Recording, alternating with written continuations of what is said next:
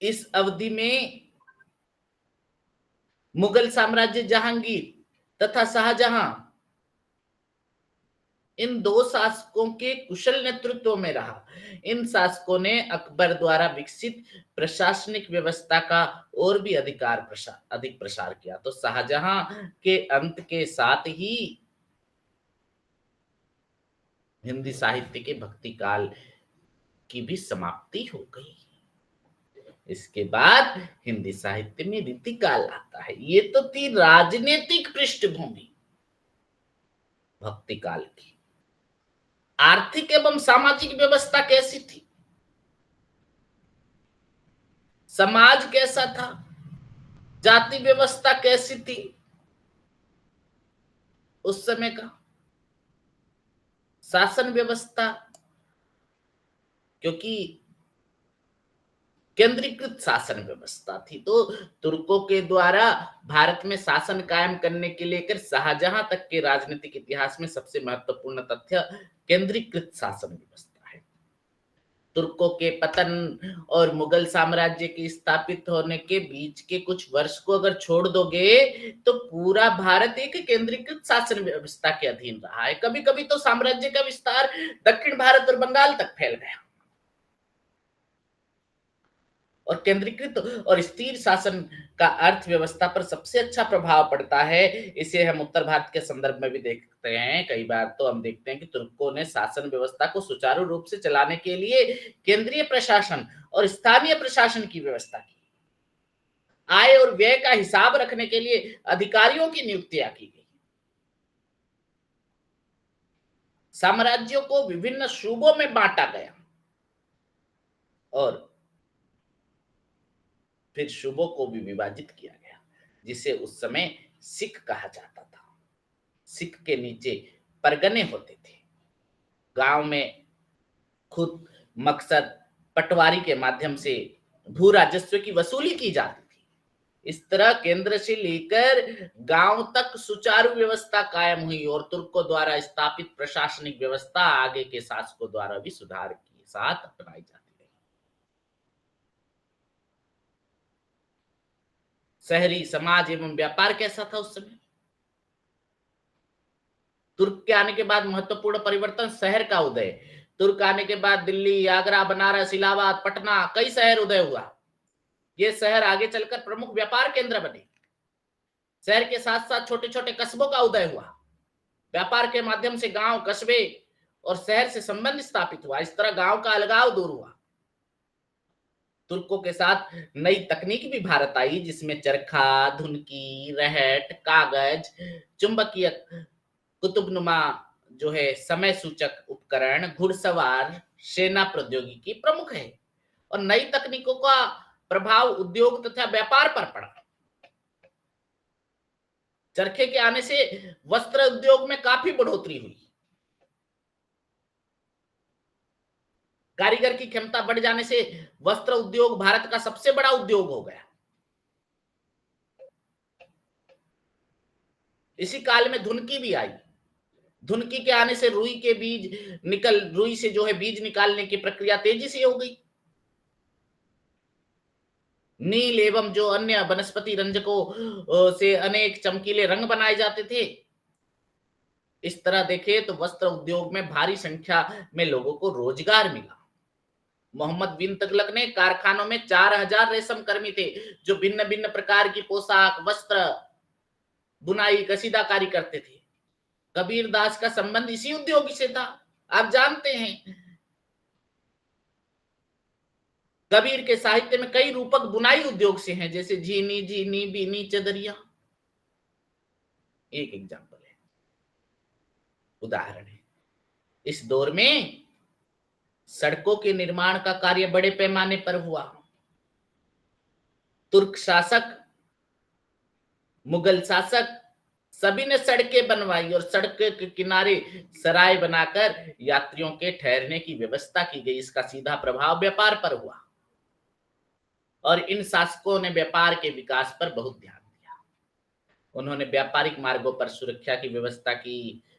राहजनी की घटनाओं को रोकने के लिए विशेष कानून बनाया गया, जिसका सख्ती के साथ पालन किया जाता था। इस काल में शुरू होने वाला नया उद्योग कागज निर्माण का था। इसका सीधा प्रभाव व्यापार पर हुआ। हुंडी के माध्यम से सुरक्षित व्यापार का रास्ता खुल गया। इसके अतिरिक्त भवन निर्माण उस काल में बहुत सारे भवन निर्माण बनाए गए। तुर्कों के आने के बाद से लेकर मुगल काल तक कई नगर बसे, किला महल का निर्माण हुआ, जिसके कारण क्या हुआ, राजमिस्त्री पत्थर तराशी का महत्व काफी बढ़ गया। कुल मिलाकर देखें तो इस काल में नए शिल्पी वर्ग का उदय हुआ।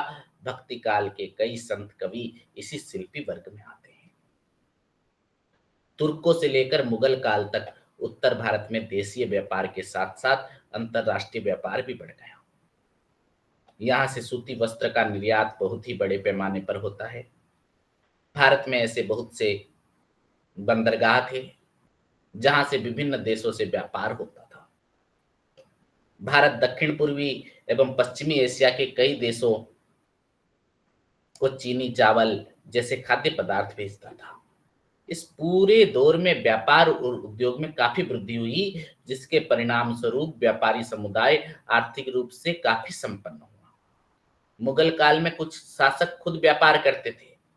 इस तरह से सामंती समाज व्यवस्था के भीतर पूंजीवादी का विकास हो रहा था। इसके बावजूद नगर में बड़ी संख्या में गरीब लोग मौजूद थे, जिनका जीवन चलना मुश्किल था। गांव का समाज कैसा था? गांव के किसानों की आर्थिक स्थिति अच्छी नहीं थी, क्योंकि बार बार अकाल का सामना करना पड़ता था। सिंचाई के साधन नहीं थे। रहट आदि के आने से उत्पादन में थोड़ी बढ़ोतरी हुई। गांव के लोग वस्त्र उद्योग से जुड़े थे, फिर भी स्थिति में कोई परिवर्तन नहीं आया। कई बार तो किसानों ने विद्रोह भी किया, लेकिन विद्रोह को बुरी तरह कुचल दिया जाता था, क्योंकि जमींदार और व्यापारी वर्ग की तुलना में इनकी स्थिति बहुत खराब थी। तुलसीदास के साहित्य में यही पीड़ा मौजूद है। अकाल और भूख की पीड़ा का मार्मिक चित्रण तुलसीदास ने किया है। और क्या कहा, कली बार ही बार दुकाल परे, बिनु अन्न दुखी सब लोग मरे। तो तुलसी ग्रामीण चेतना के कवि है। उनका साहित्य तत्कालीन ग्रामीण समाज की दशा का दस्तावेज है। खेती न किसान को, भिखारी को न भीख बली, बणिक को बनिज न चाकर को चाकरी। जीविका विहीन लोग सीध मान सोच बस, कहे एक एकन सो कहा जाई का करी।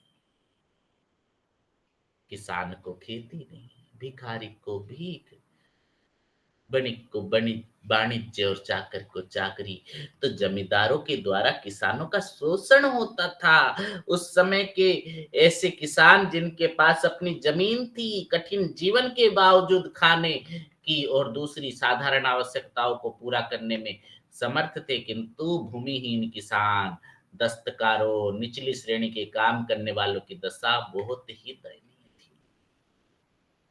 दरिद्रता का दुख तुलसी की पंक्ति में देखा जा सकता है। नहीं दरिद्र सम दुख जग माही। दरिद्र के समान जो है दुख जगत में नहीं है।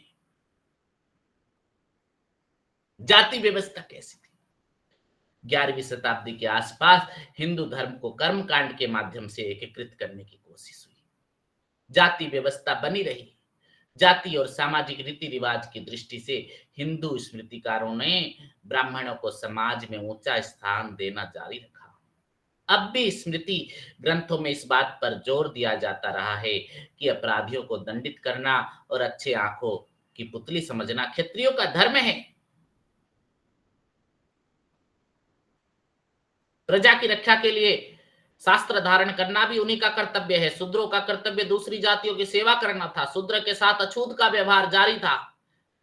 समाज में जाति व्यवस्था, छुआछूत की व्यवस्था मुस्लिम समाज की नस्ल और जातिगत वर्गों में विभाजित रहा।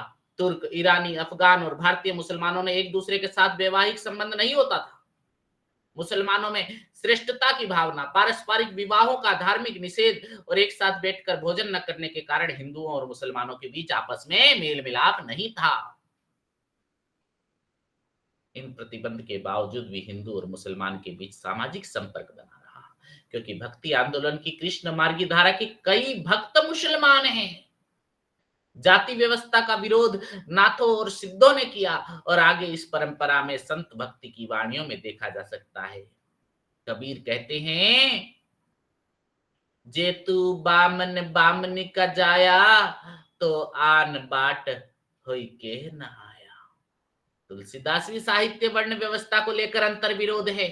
कहीं तो वे वर्ण व्यवस्था का समर्थन करते हैं और कहीं इस वर्ण व्यवस्था से क्षुब्ध होकर लिखते हैं, दूत कहो अवधूत कहो, राजपूत कहो जुला कहो को, काहू की बेटी सो बेटा न ब्याहवो, काहू की जाति बिगाड़ न सो। तुलसी सरनाम गुलाम है राम को, जाको रुचे सो कहे कछु हो। मांग के खैबो मसित के सोइबो, लेबो एक न देबो को दो। तो तुलसी, कबीर जैसे श्रेष्ठ भक्ति काल के कवियों ने भी जो है जाति व्यवस्था का, वर्ण व्यवस्था का विरोध किया।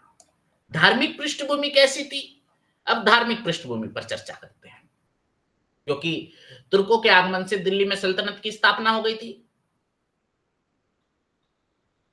विजय के जब आरंभिक चरणों में शहरों को लूटा गया, मंदिरों को तोड़ दिया गया, कई मंदिर तोड़कर मस्जिद में परिवर्तित कर दिए गए। साम्राज्य विस्तार की ये प्रक्रिया कई चरणों में जारी रही। जैसे कई प्रदेश तो जीत लिया गया और शांति और विकास की प्रक्रिया भी आरंभ हो गई। भारत में जमने के बाद तुर्क लोगों ने मस्जिदों का निर्माण किया। हिंदू और जैन के पूजा स्थल के प्रति उनकी नीति मुस्लिम कानून जो थी शरीयत, उस पर आधारित थी, जो अन्य धर्मों के नए पूजा स्थल के निर्माण की इजाजत नहीं देता है। फिर भी गांव में जहां इस्लाम का प्रचार नहीं था ना, मंदिरों में निर्माण का कोई प्रतिबंध नहीं था। किंतु युद्ध काल में उदार नीति का पालन नहीं किया जाता था। साधारणतः इस युग में इस्लाम स्वीकार करने के लिए बल का प्रयोग नहीं किया जाता था। धर्म परिवर्तन कर इस्लाम स्वीकार करने का कारण राजनीतिक और आर्थिक लाभ की आशा अथवा सामाजिक प्रतिष्ठा का प्राप्त करने के लिए लगती। कभी कभी कोई प्रसिद्ध शासक या जनजाति का प्रधान धर्म परिवर्तन करता था तो उसकी प्रजा उसका अनुकरण करती थी। मुसलमान शासकों ने अनुभव किया था कि हिंदुओं में धार्मिक विश्वास इतना दृढ़ है कि बल प्रयोग द्वारा उसे नष्ट नहीं किया जा सकता। मुसलमानों की उस समय कम जनसंख्या इसका प्रमाण है। हिंदू धर्म का इस्लाम से संपर्क तुर्कों के आने से बहुत पहले आरंभ हो चुका था। तुर्कों के भारत आगमन के बाद ये प्रक्रिया तेज हो गई थी। हिंदू मुसलमान दोनों में कुछ कट्टर लोग धर्मांधता फैला रहे थे। एक मिनट है। हेलो। हाँ।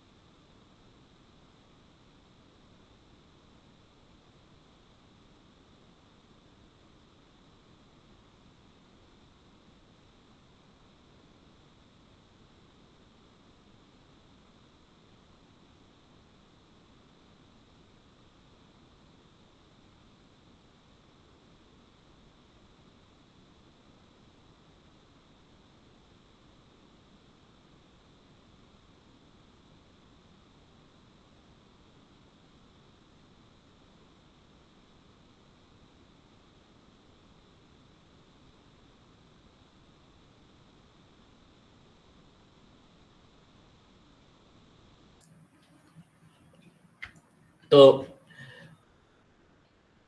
15वीं शताब्दी में तेजी से चल रहा था मुगल काल और काफी प्रबल हो गई थी। इतना होते हुए भी ये मान लेना गलत होगा कि टकराव खत्म हो गया था। नेटवर्क का थोड़ा इशू था, साउंड नहीं आ रहा था, इसीलिए माफी चाहता हूँ 2 मिनट के लिए।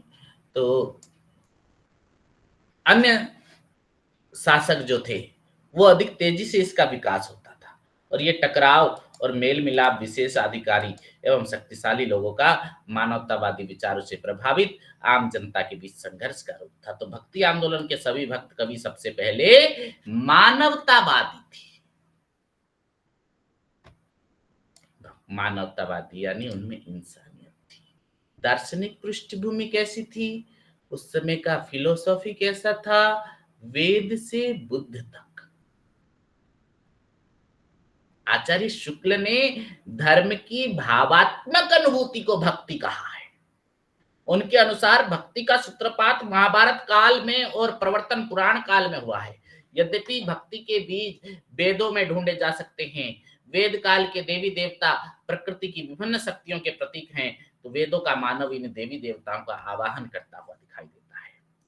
वहां इंद्र, वरुण, सूर्य आदि अनेक दिव्य शक्ति के प्रति मानव की भावात्मक अनुभूति प्रकट हुई है। उपनिषद युग में मानव का ध्यान प्रकृति शक्ति की अपेक्षा परम शक्ति ब्रह्म की ओर अधिक गया है। विभिन्न प्रकृति देवताओं के स्थान पर त्रिदेव जैसे ब्रह्मा, विष्णु, महेश की उपासना का अधिक प्रचार हुआ।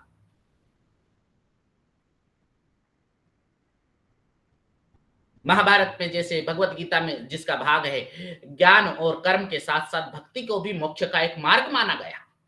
इस तरह भारत में प्राचीन काल से ही धर्म और मोक्ष की साधना के लिए 3 मुख्य मार्ग प्रचलित थे, कर्म, ज्ञान तथा भक्ति।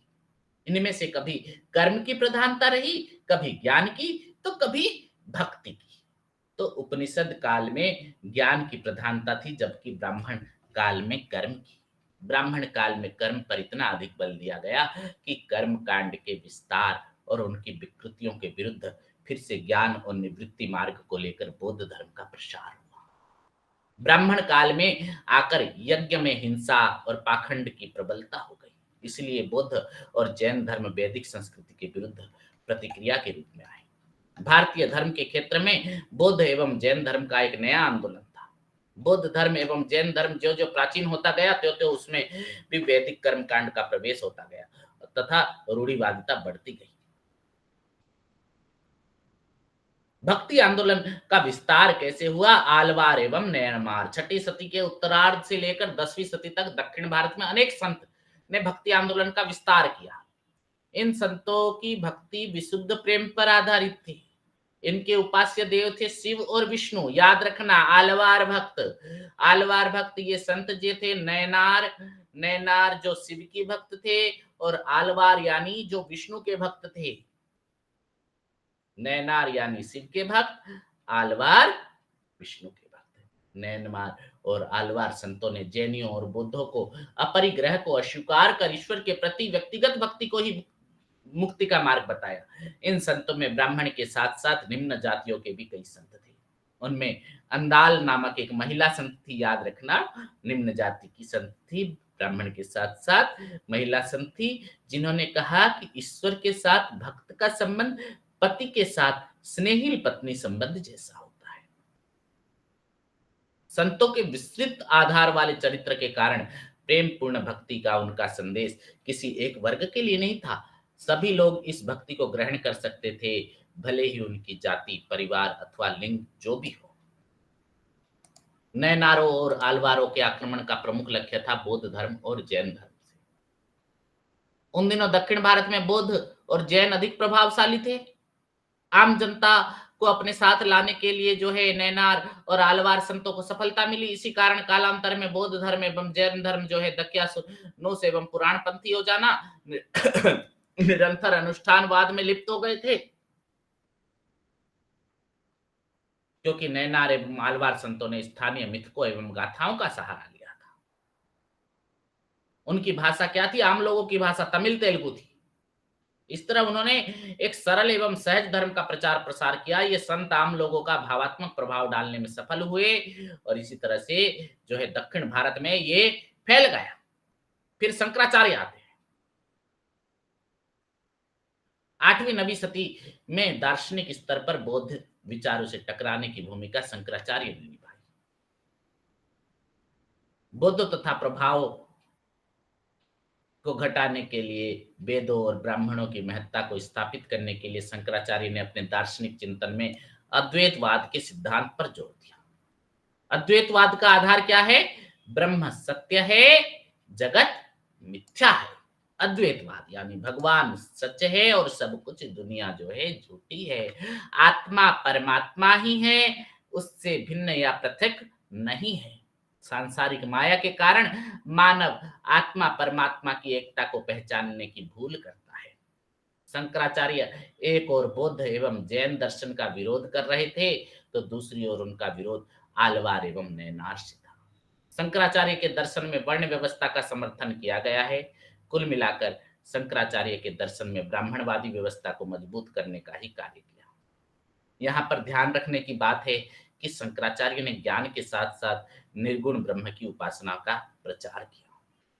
ईश्वर को शिव का स्वरूप देकर जनसाधारण के लिए शिव उपासना और पंडित के लिए ज्ञान मार्ग के द्वारा एकेश्वरवाद का मार्ग प्रशस्त किया। तो वैष्णव आचार्य हम देखते हैं। वैष्णव आचार्य 10वीं सदी तक दक्षिण भारत में जो भक्ति आंदोलन ने बौद्ध एवं जैन धर्म पर विजय प्राप्त कर ली थी, आगे चलकर वो धीरे-धीरे जो है समतावादी चरित्र होने लगा और जो है मंदिरों की संख्या काफ़ी बढ़ गई। रामानुज ने जो है भक्ति और वेदों की परंपरा को साथ जोड़ने का प्रयास किया। तो इस तरह से उनके विभिन्न मत हैं, आप इन मतों को जो है ध्यान देना होगा। 12वीं शताब्दी में रामानुजाचार्य ने विशिष्टाद्वैतवाद इनका मत था। इनका संप्रदाय है श्री संप्रदाय। 13वीं शताब्दी में माधवाचार्य, इनका मत था द्वैतवाद ब्रह्म संप्रदाय। 13वीं शताब्दी विष्णु स्वामी शुद्धाद्वैतवाद रुद्र संप्रदाय। निम्बरकाचार्य ने 13वीं शताब्दी में द्वैताद्वैतवाद सनकादि संप्रदाय। तो इन चारों संप्रदायों वैष्णव संप्रदाय ने शंकराचार्य के अद्वैत के ज्ञान मार्ग का विरोध किया। थोड़े बहुत अंतर होते हुए भी इन सबकी प्रवृत्ति सगुण भक्ति की ओर चली गई। इन सभी ने ब्रह्म को और जीव की पूर्ण एकता को अस्वीकार किया तथा इस धारणा को प्रचार प्रसार किया कि सांसारिक जन्म के बाद भी जीव का ब्रह्म से एकीकरण समाप्त हो जाता है। तो हिंदी साहित्य के भक्ति काल में राम मार्गी भक्ति और कृष्ण मार्गी भक्ति संबंध इन्हीं संप्रदाय से है।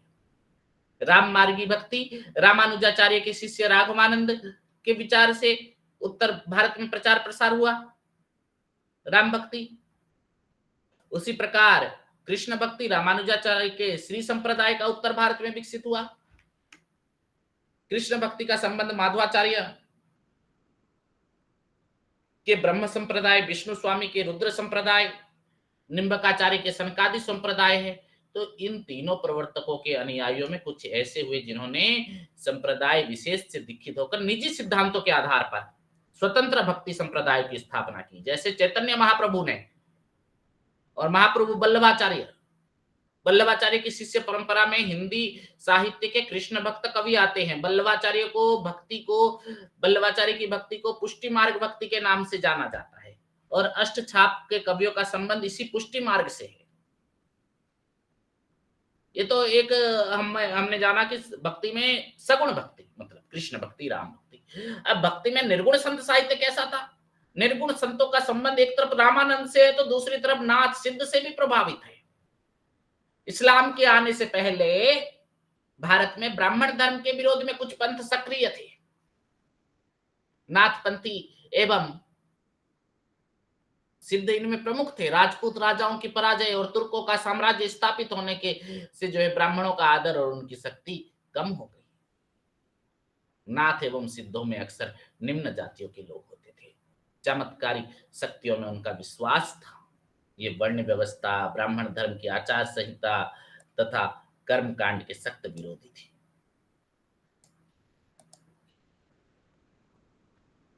तो कबीर आदि निर्गुण संत रामानंद के शिष्य होते हुए श्री संप्रदाय से नहीं जुड़े। इन संतों ने अपना स्वतंत्र विकास किया। इसी तरह निर्गुण संत में और एक संप्रदाय सूफी भक्ति साहित्य आता है। भारत में सूफी संप्रदाय एक नया था। इस्लाम के आगमन के साथ साथ सूफी साधक आते हैं। तब तक भारत में भक्ति आंदोलन अपना स्वरूप ग्रहण कर चुका था। भारत में सूफी साधकों के कई संप्रदाय हैं, जैसे चिश्ती संप्रदाय, कादरी संप्रदाय, सुहरावर्दी संप्रदाय, नक्शबंदी संप्रदाय, सत्तारी संप्रदाय प्रमुख है। तो सल्तनत काल के दौरान भारत में उन्नति करने वाले दो सर्वाधिक प्रसिद्ध सूफी संप्रदाय हैं, चिश्ती संप्रदाय और सुहरावर्दी संप्रदाय। सुहरावर्दी संप्रदाय के लोग मुख्य रूप से पंजाब और सिंध में सक्रिय थे, जबकि चिश्ती लोग दिल्ली और उसके आसपास के क्षेत्र में, राजस्थान, पंजाब के कुछ भाग में, उत्तर प्रदेश, बिहार, बंगाल, मालवा, गुजरात आदि बाद में दक्षिण में फैल गए। तो भक्ति काल का उदय कैसे हुआ? विभिन्न विद्वानों ने भक्ति के उदय की व्याख्या, इंपॉर्टेंट है ये। हाँ, उत्तर भारत में भक्ति आंदोलन के उदय को लेकर हिंदी साहित्य के इतिहास में विचार विमर्श होता है। सर्वप्रथम जॉर्ज ग्रियर्सन ने अपना विचार व्यक्त करते हुए लिखा कि हम अपने को एक ऐसे धार्मिक आंदोलन के सामने पाते हैं जो उन सब आंदोलनों से कहीं अधिक व्यापक और विशाल है जिन्हें भारतवर्ष में कभी देखा था। इस युग में धर्म ज्ञान का नहीं बल्कि भावावेश का विषय हो गया था। यहाँ से हमें साधना और प्रेमोल्लास के देश में आते हैं और ऐसी आत्माओं का साक्षात्कार करते हैं जो काशी के दिग्गज पंडितों की जाति का नहीं है, बल्कि जिसकी एकता मध्य युग के यूरोपीय भक्त वर्नर्ड ऑफ क्लेवरवर्क्स, थॉमस ए केम्पिस और सेंट थेरेसा जैसी है। तो बिजली की चमक के समान अचानक एक समस्त पुराने धार्मिक मतों के अंधकार के ऊपर एक नई बात दिखाई दी।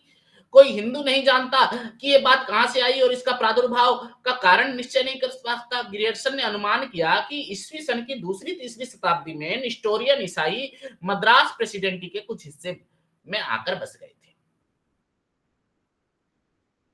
तो रामानुजाचार्य ने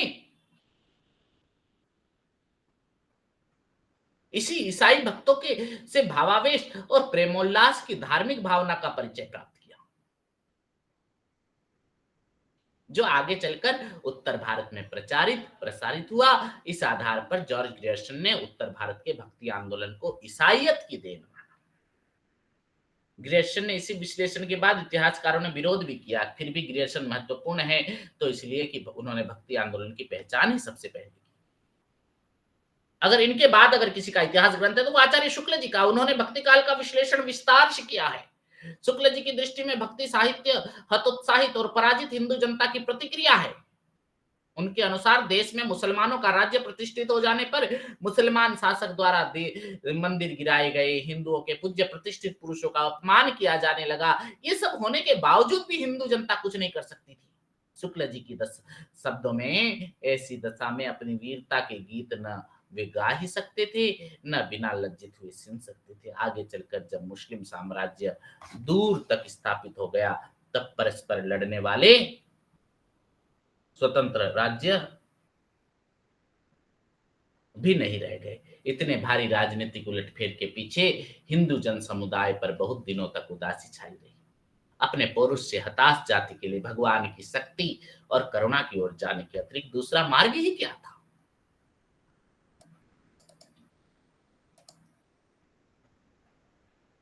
इसी तरह आचार्य शुक्ल ने उत्तर भारत में भक्ति आंदोलन का संबंध दक्षिण भारत के भक्ति आंदोलन से जोड़ते हैं। शुक्ल जी निष्कर्ष इस प्रकार है कि भक्ति का जो स्रोत दक्षिण की ओर से धीरे धीरे उत्तर भारत की ओर पहले से ही आ रहा था, उसे राजनीतिक परिवर्तन के कारण शून्य पड़ते हुए जनता के हृदय क्षेत्र में फैलाने के लिए पूरा स्थान मिला। यहाँ हम कह सकते हैं भक्ति द्राविड़ उपजी, लाए रामानंद वाली जनोक्ति को देख सकते हैं। धार्मिक एवं दार्शनिक पृष्ठभूमि के विश्लेषण में दक्षिण भारत के भक्ति आंदोलन से उत्तर भारत के भक्ति आंदोलन का संबंध हम देख सकते हैं। शुक्ल जी ने भक्ति का मूल स्रोत दक्षिण भारत में माना है, किंतु उसके विकास और प्रसार के लिए अनुकूल परिस्थिति प्रस्तुत करने का संबंध उनके अनुसार सीधे तत्कालीन सामाजिक पृष्ठभूमि है। हजारी प्रसाद द्विवेदी जी ने इतिहास की दृष्टि शुक्ल जी से भिन्न है थोड़ी। उन्होंने अपने ग्रंथ हिंदी साहित्य की भूमिका में क्या कहते हैं कि मैं जोर देकर कहना चाहता हूं कि अगर इस्लाम नहीं आता तो भी इस साहित्य का 12 आना वैसा ही होता जैसा आज है। हजारी प्रसाद द्विवेदी कहते हैं।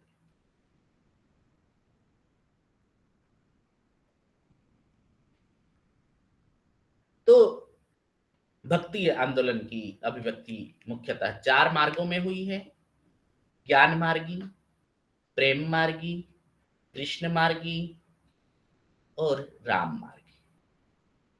और द्विवेदी जी ने इन चारों मार्गों की भक्ति को भारतीय परंपरा में दिखाया है इस तरह से।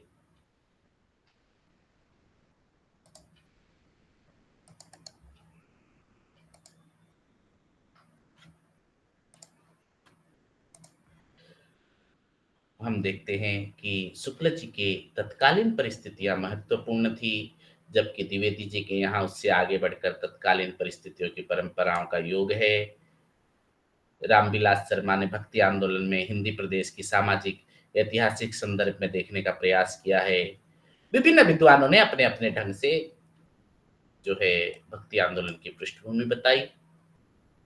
भक्ति आंदोलन को अगर हम देखते हैं उसकी अखिल भारतीय स्वरूप के बारे में, जहां सर्वप्रथम दक्षिण भारत में इसकी शुरुआत हुई, फिर धीरे धीरे ये पूरी तरह से पूरे भारत में फैल गया। दक्षिण भारत के भक्ति आंदोलन का एक सूत्र महाराष्ट्र के भक्ति आंदोलन से भी जुड़ा है।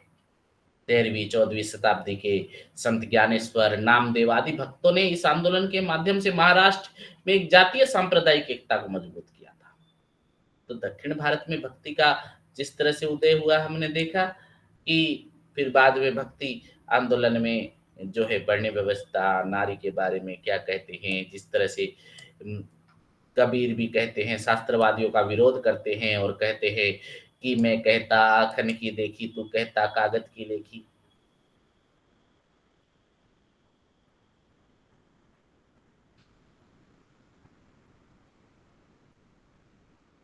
तो इस तरह से भक्ति काल के बारे में हम जो देखते हैं कि भक्ति काल की राजनीतिक, आर्थिक, सामाजिक, धार्मिक, दार्शनिक पृष्ठभूमि को हमने जो जाना, तो शुक्ल जी की तत्कालीन सामाजिक राजनीतिक परिस्थिति महत्वपूर्ण है। द्विवेदी जी उस पर बल देते हैं। द्विवेदी जी तत्कालीन परिस्थिति को नकारते नहीं है, परंतु आगे चलकर रामविलास शर्मा हुए या फिर आगे के इतिहासकार हुए, शोध निष्कर्ष के सहारे हम भक्ति काल की एक नई व्याख्या की। तो भक्ति आंदोलन को एकांकी दृष्टि से नहीं समझा जा सकता। इसका सबसे बड़ा कारण क्या है कि ये आंदोलन का बहुमुखी प्रभाव है। भक्ति आंदोलन का प्रभाव सामाजिक, राजनीतिक, धार्मिक संदर्भ पर तो रहा ही है, साथ ही कला और संस्कृति पर भी इसका प्रभाव बहुत ही गहरा पड़ा। इस आंदोलन में अवर्ण से लेकर सवर्ण तक, महिला से लेकर पुरुष तक, शिक्षित से लेकर अशिक्षित तक, हिंदू से लेकर मुसलमान तक सभी शामिल रहे। और ये आंदोलन अपने स्वभाव में एक जनतांत्रिक था। इसके साथ ही इस आंदोलन का स्वरूप अखिल भारतीय था। इसी साहित्य, भक्ति साहित्य इसी आंदोलन की देन है। इसीलिए भक्ति साहित्य को पढ़ते हुए इस आंदोलन की प्रकृति और स्वरूप को ध्यान में रखना जरूरी है। तो आगे हम चर्चा करते हैं भक्ति काल का एक मार्ग जो है निर्गुण ज्ञान मार्गी संत काव्यधारा। संत काव्यधारा क्यों कहा गया? संत परंपरा, संत शब्द, निर्गुण का अर्थ क्या है और निर्गुण भक्ति की प्रवृत्तियां, प्रमुख संत कवि के बारे में हम चर्चा करते हैं। संत शब्द का अर्थ, संत शब्द का प्रयोग प्रायः बुद्धिमान, पवित्रात्मक, परोपकारी, सज्जन व्यक्ति के लिए कहा जाता है। संत शब्द उस शुद्ध अस्तित्व का बोधक है जो सदा एक रस तथा अविकृत भाव रूप से विद्यमान रहता है।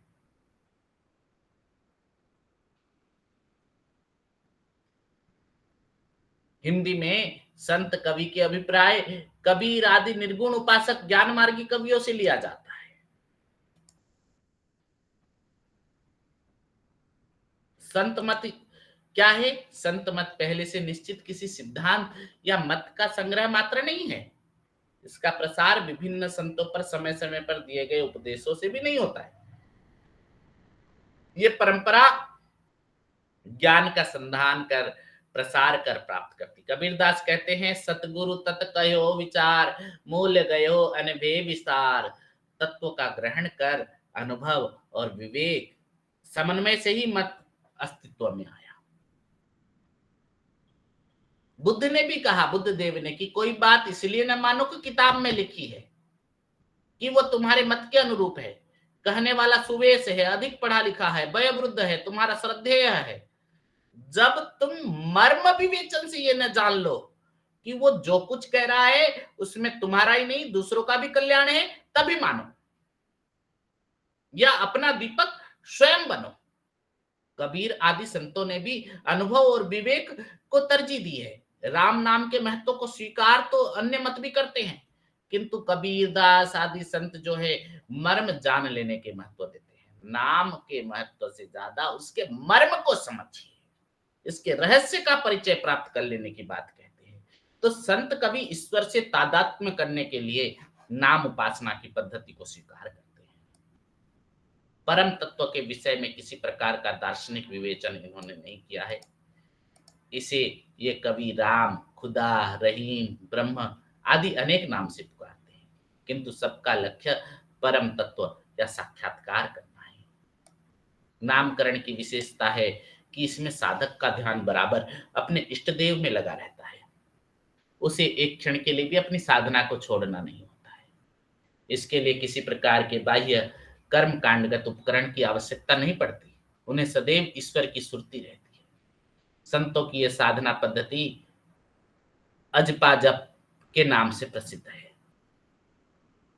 संत परंपरा जैसे कबीरदास जैसे संतों की परंपरा की सूत्रपात विक्रमी 15वीं शताब्दी के उत्तरार्ध काल से हुआ। यानी स्वामी रामानंद संवत 1355 से 1467 तक का जो समय है, कबीरदास के दीक्षा गुरु थे स्वामी रामानंद। संत रविदास, सेना, नाई, पिपा, धन्ना आदि उनके गुरु भाई थे। जनश्रुति है कि स्वामी जी के उपदेशों से प्रभावित होकर इन्होंने संत परंपरा का सूत्रपात किया। संत परंपरा की विचारधारा के लिए अनुकूल भावभूमि बहुत पहले ही तैयार हो रही थी। पूर्व में बौद्ध धर्म वज्रयान सहजयान में परिणत हो गया था। वैष्णव धर्म में भी कई बातों का आदान प्रदान होना और इस तरह दोनों निकट आने लगे थे। आगे चलकर कबीर आदि संतों की दीर्घ परंपरा हिंदी में चली। अनेक पंथों एवं गद्दियों की स्थापना हुई। गुरु नानक देव के पंथ के अतिरिक्त दादू दयाल के दादू पंथ, हरिदास के निरंजनी संप्रदाय, मूलक दास के मूलक पंथ, कबीरदास साहब के कबीर पंथ बनकर तैयार हो गए। विस्तृत संत परंपरा में बाबरी साहिब, कमाल, दादू दयाल, सुंदरदास, गरीबदास, जगजीवन साहब, जम्बदास, सिंगाजी, हरिदास, निरंजनी, मूलकदास, अक्षरानन्य, गुरु नानक, चरणदास, गुलाब साहब आदि अनेक कवि हुए। इस परंपरा का प्रथम युग संत जयदेव से आरंभ होता है और उसके पीछे 200 वर्षों तक संत अधिकतर पथ प्रदर्शक के रूप में आते हुए दिखाई पड़ते हैं। 15वीं शताब्दी में कबीरदास ने संत मत के निश्चित सिद्धांतों का प्रचार विस्तार के साथ एवं स्पष्ट शब्दों में किया। आचार्य शुक्ल ने इन्हें ही निर्गुण भक्ति का प्रवर्तक माना है। ज्ञान मार्ग, अर्थ एवं दृष्टिकोण। ज्ञान मार्ग की प्रतिष्ठा आचार्य शंकर ने की थी। उन्होंने ज्ञान और भक्ति तथा निर्गुण और सगुण भक्ति के विरोध की स्थापना करते हुए निर्गुण को ज्ञान से संबद्ध किया।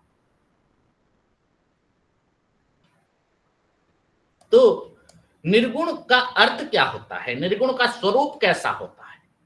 जैसा कि आप जानते हैं कि निर्गुण शब्द का शाब्दिक अर्थ होता है गुण रहित होना, किंतु संतों के काव्य में निर्गुण साहित्य का द्योतक न होकर गुणातीत की ओर संकेत करता है। इनके यहाँ किसी निषेधात्मक सत्ता का वाचक न होकर उस परब्रह्म के लिए प्रयुक्त होता है जो सत्व, रजस और तमस तीनों गुणों से अतीत है। वाणी जिसके स्वरूप का वर्णन करने में असमर्थ है, जो गूंगे के गुड़ के समान अनुभूति का विषय है, जो रंग रूप रेखा से परे है,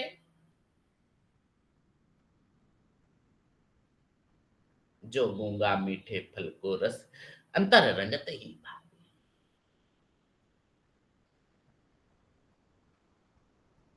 रूप रंग बिनु कित धावे। कबीर की पंक्ति है ये। मेरो मन अनंत कहाँ सुख पावे, जैसे उड़ी जहाज को पंछी उड़ी जहाज में जावे। ये भी जो है एक पंक्ति है।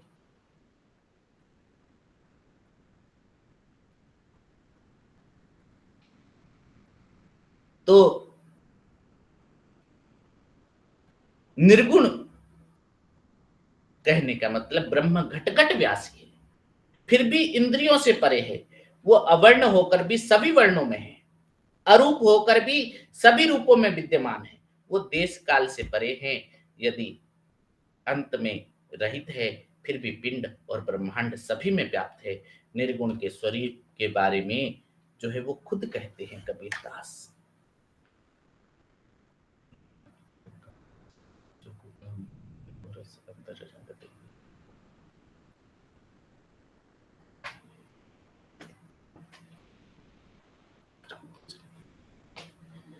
तो संत तो धोखा कासु कहिए, गुण में निर्गुण निर्गुण में गुण, बाट छाड़ी क्यों बहिए, अजर अमर कथे सब कोई, अलख न कथना जाई, नाति स्वरूप वर्ण नहीं, जाके घटी घटी रयो समाई।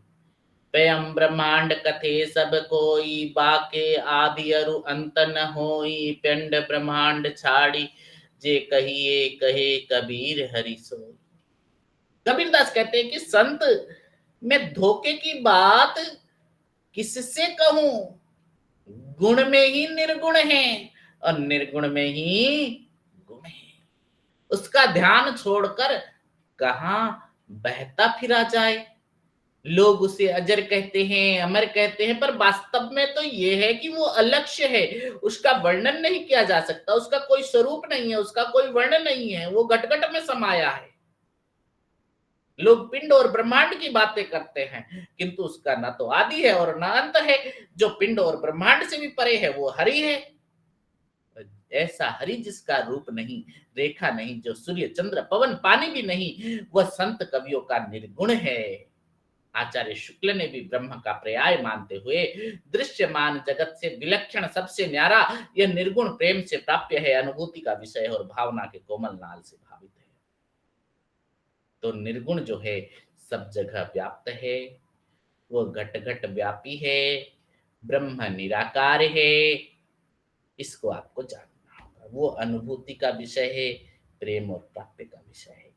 भक्ति आंदोलन में निर्गुण संत में हम देखते हैं कि किस तरह से भक्ति द्राविड़ उपजी, लाए रामानंद, प्रकट किया कबीर ने, सप्तदीप नवखंड। तो प्रमुख संत कवियों के बारे में हम चर्चा करते हैं। प्रमुख संत कवि ऐसे तो बहुत हैं, उनके साहित्य की विशेषताओं का हम कुछ प्रमुख संत कवियों की साहित्य, उनके बारे में, रचना के बारे में हम जानते हैं। तो संत नामदेव,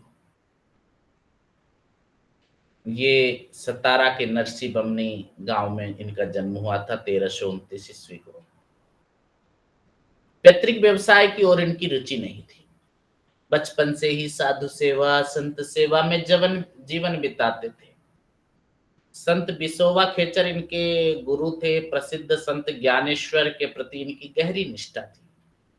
तो मराठी में रचित अभंगों के अतिरिक्त हिंदी भाषा में भी इनकी रचनाएं उपलब्ध है और सदुक्कड़ी भाषाओं में भी इनकी रचना निर्गुण उपासना, कर्म कांड का खंडन तथा ब्रह्म का स्वरूप निरूपण किया है। तो संत नामदेव छिपा दर्जी थे। वे गज, कैंची और सुई धागे के माध्यम से भक्ति रहस्य उद्घाटित करते थे। सामान्य जन उनकी आजीविका के कार्य से परिचित थे, अतः उनकी रूपक योजना को सही ढंग से समझने में सक्षम थे। इसके बाद हम कबीरदास को जानते हैं। इनके जीवन मरण काल की प्रसिद्ध घटनाएं, किंवदंतियां प्रसिद्ध है। आपने पढ़ा भी होगा जनश्रुति के अनुसार कि काशी के एक विधवा ब्राह्मणी के घर में इनका जन्म हुआ था, किंतु लोक भय से उसने लहर तारा के निकट छोड़ आई वो विधवा ब्राह्मणी, परंतु पालन पोषण एक जुलाहा दंपति नीरू और नीमा के द्वारा हुआ और रामानंद से गुरु दीक्षा ली इन्होंने। उनसे नाम का मंत्र लेने के लिए पंचगंगा घाट में उन्हीं सीढ़ियों पर जा पड़े थे जहां प्रातःकाल रामानंद स्नान करने जाते थे।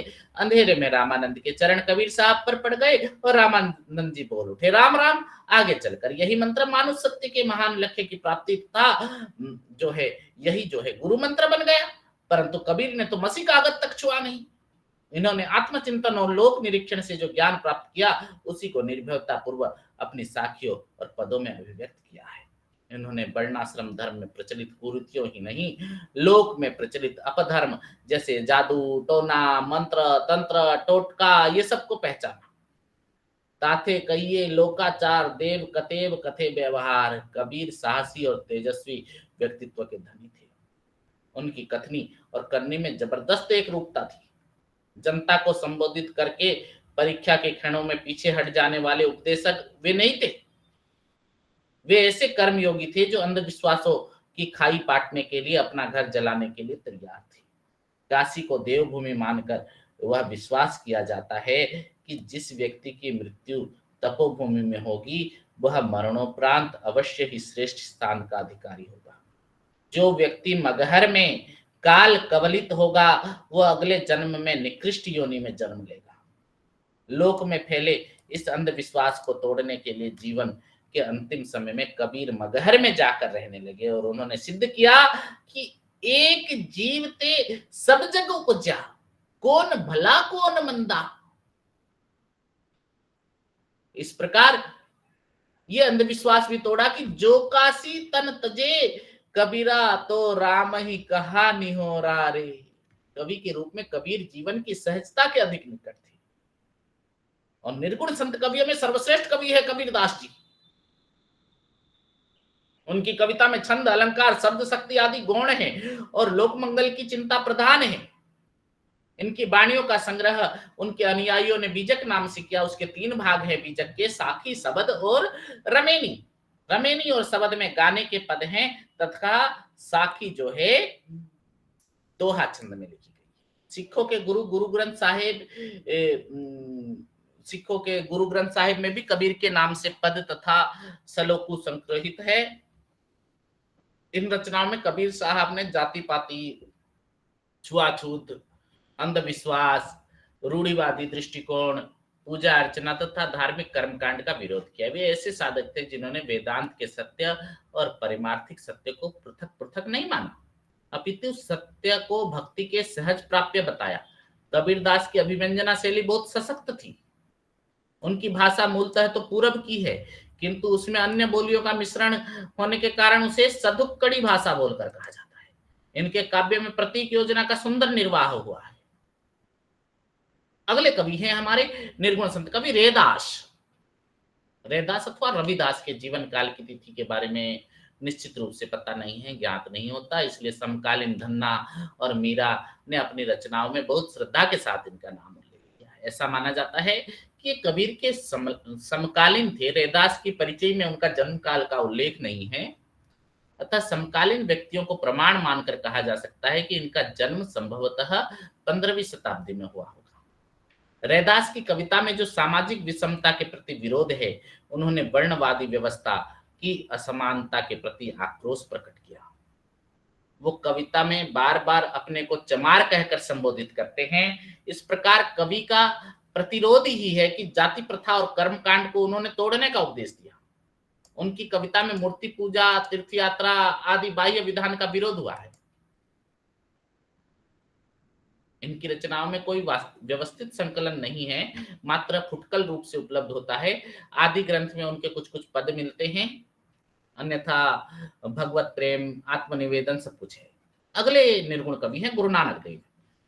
नानक पंथ के प्रवर्तक गुरु नानक देव, जिनका जन्म जो है 1526 संवत में बैसाख मास की तीज को, तृतीया तिथि को तलवंडी गांव में हुआ था, अब जो पाकिस्तान में आता है आदमी। गुरु नानक देव बचपन से ही आध्यात्म में रुचि थी और वे ऐसे मत की ओर सहज रूप से आकर्षित हो गए जिनकी उपासना पद्धति सांप्रदायिक ना हो। कबीरदास प्रवर्तित निर्गुण संत मंत्र इन्हें अपने विचारों का अनुकूल जान पड़ा। इनकी वाणियों का संग्रह जो है आदि ग्रंथ में महिला नामक खंड में हुआ है, जिनमें शब्द और सलोकी के साथ जप्पू जी, असादीवार, रहीदास और सोहिला के भी संग्रह थे।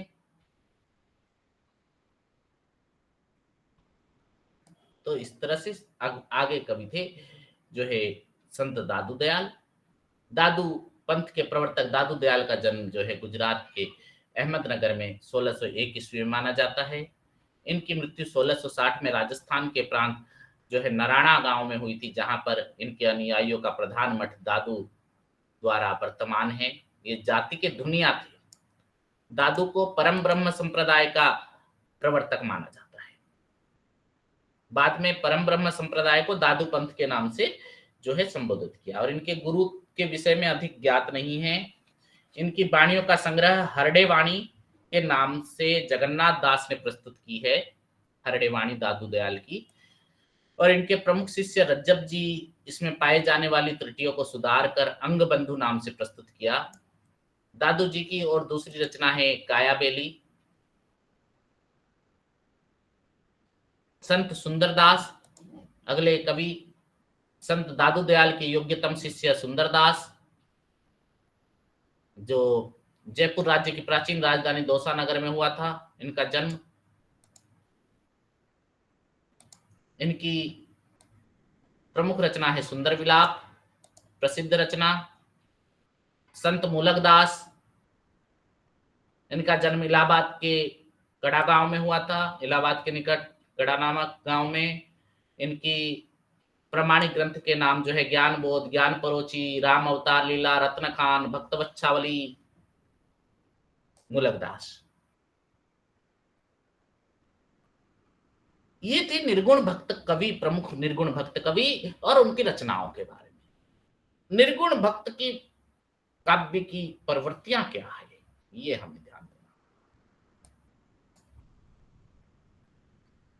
पहले तो भक्ति निरूपण।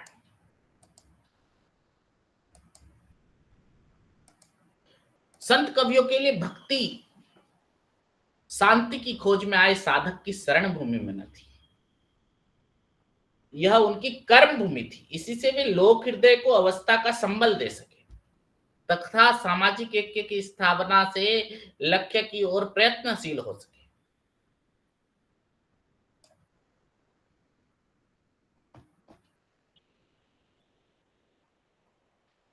जीवात्मा और परमात्मा में कोई अंतर नहीं होता। प्रेम की सुखानुभूति जिस आध्यात्मिक जगत की चीज है, उसका सिर्फ भावन ही किया जा सकता है। संत कवियों का लक्ष्य सामान्य भक्ति पद्धति का प्रचार करना था।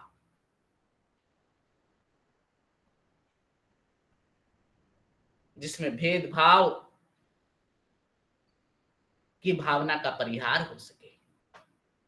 नामकरण को इन्होंने साधना का आधार माना, हरि नाम सुमिरन को ही मोक्ष प्राप्ति में सहायक माना। और ये भक्ति प्रेम के माध्यम से कर्म कांड की अनपेक्षित दुरूहता को दूर कर देती है। इस प्रकार की साधना भक्ति, आनंद और शांति से संयुक्त शुद्ध अंतःकरण की स्वाभाविक जन्मदात्री है।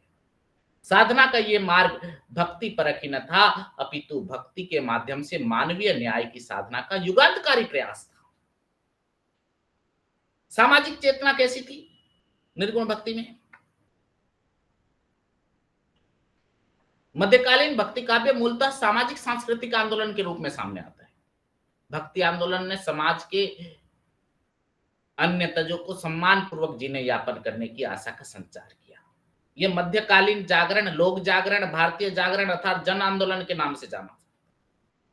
विभिन्न वर्ग एवं वर्णों की विखंडतावादी स्वरूप, वर्ग संघर्ष, धार्मिक भेदभाव, विधि निषेधों से जर्जरित भारतीय जीवन के भक्ति आंदोलन मनुष्य सत्य के स्वप्न को संजोता है। ये आंदोलन जो है रूढ़िग्रस्त समाज और उसकी अमानवीय व्यवस्था के विरुद्ध आक्रोश तथा जिजीविषा की तीव्रतम अभिव्यक्ति थी। भक्ति आंदोलन के विषय में नई कविता का आत्मसंघर्ष तथा अन्य निबंध पुस्तक में गजानन माधव मुक्तिबोध लिखते हैं कि भक्ति आंदोलन का जनसाधारण पर जितना व्यापक प्रभाव पड़ा, उतना किसी आंदोलन का नहीं। पहली बार शूद्रों ने अपने संत मत पैदा किए। कबीर, रैदास, सेना, पीपा आदि महापुरुषों ने ईश्वर के नाम पर जातिवाद के विरुद्ध आवाज बुलंद की।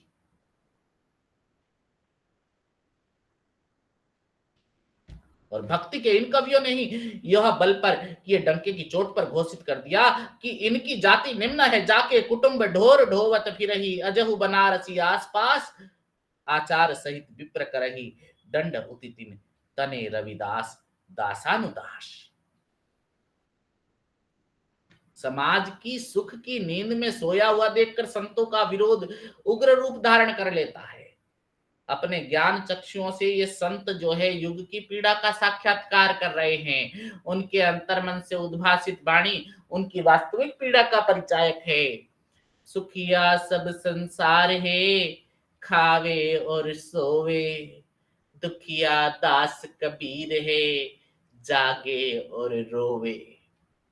संतों का समय राजनीतिक, सामाजिक, धार्मिक दृष्टि से उथल पुथल का समय था। एक और हिंदू समाज और शास्त्रीय धर्म पर आधारित वर्णाश्रम व्यवस्था, जिसका विरोध जो है बौद्धनाथ आदि जनों ने किया। दूसरी ओर इस्लाम की धार्मिक कट्टरता, उग्रता और सामाजिक विषमता थी। तो इस तरह से और एक विशेषता क्या है, सतगुरु की महत्ता। संत कवियों ने सांसारिक माया के आवरण के अतीत पर ब्रह्म निरुपाधि ईश्वर के साक्षात्कार के लिए सतगुरु के महत्व को स्वीकारा है। ये सतगुरु कौन था? लोक वेद की असारता द्योतित करते हुए ज्ञान रूपी प्रकाश के दीप को प्रज्वलित कराता है। आत्मा यानी ईश्वर पिया से मिलने के लिए व्याकुल है। सात्विक भाव से सारा अंग शिथिल और रोमांचित हो जाता है, पैर आगे नहीं बढ़ते, प्रीति की आशंका से मन अस्थिर हो जाता है। मिलन हो तो कैसे हो? सतगुरु का उपदेश ही इसी विपत्ति का सहारा है। पिया मिलन की आस रहो कब लो खरी, ऊंचे नहीं चढ़ी जाए मन लज्जा भरी, छोरा कुमति विकार सुमति गही लीजिए, सतगुरु शब्द संहारी चरण चित्त दीजिए। जिस दिन से संत कबीर ने गुरु रामानंद से राम नाम की दीक्षा ली थी ना, उस दिन से उन्होंने श्रेष्ठ सहज समाधि की दीक्षा भी ली थी। उनका चलना ही परिक्रमा के रूप हो गया था, कामकाज ही सेवा हो गया था, सोना ही प्रणाम बन गया था, बोलना ही राम सुमिरन था। वह सब गुरु की कृपा से ही तो हुआ। अतः भक्ति के मार्ग पर सदगुरु ही ऐसा है जो चंचल मन को पंगु बना देता है और तत्व में तत्वातीत को दिखा देता है। वह प्रेम का ऐसा प्रसंग दिखाता है कि प्रेम के मेघों की वर्षा से सारा शरीर भीग जाता है। रसिक की आत्मा कह उठती है, कबीरा बादल प्रेम का हम पर बरसा आई, अंतरी भीगी आत्मा हरी बई बन राई, परसु परचा भया सब दुख मेल्या दूर, निर्मल किन्हीं आत्मा तापे सदा हजूर। तो गुरु कृपा से ही शिष्य संसार के सारे बंधनों से मुक्त हो सकता है। संत कवियों ने गुरु की गुरु को मुक्ति के पर्याय के रूप में स्वीकार किया। उन्होंने ज्ञान, भक्ति और योग आदि समस्त संदर्भों में गुरु के महत्व को मान्यता दी है। तो अब संत काव्य में राम कैसे हैं देखते हैं। क्वेश्चन आता है, कबीर के राम और तुलसी के राम में अंतर बताइए, टिप्पणी लिखो आ सकता है। संत कवियों के राम सोपाधि ब्रह्म न होकर निरुपाधि ब्रह्म है। वे अवतार लेकर धरती पर नहीं आते हैं। संत काव्य के राम न ही वे दशरथ के नंदन हैं, दशरथ सुत है, नहीं है वो। और सगुण और निर्गुण दोनों ही कवि संसार को माया जन्य मानकर इससे मुक्ति के लिए नाम उपासना पर बल देते हैं। जैसे तुलसी सगुण कवि है और कबीर निर्गुण कवि है, इस हेतु राम नाम का महत्व को स्वीकार करते हैं। इनकी उपासना की पद्धति में अंतर है। राम नाम की समानता होने पर भी स्वरूपगत अंतर का मुख्य कारण लीला और अवतार का अंतर है। रामानंद आकाश धर्मा गुरु थे, उन्होंने सगुण और निर्गुण दोनों कवियों का राम नाम का मंत्र दिया। तुलसी के राम अवतारी हैं, अवतार लेकर शक्तिशील आदि के भक्तों की इच्छा पूर्ति करते हैं। और निर्गुण कवियों के राम ब्रह्म स्वरूप है, वो अगम्य है, अगोचर है, अतीन्द्रिय है, अविनाशी है, अनिर्वचनीय है और वे जन्म मरण से परे हैं।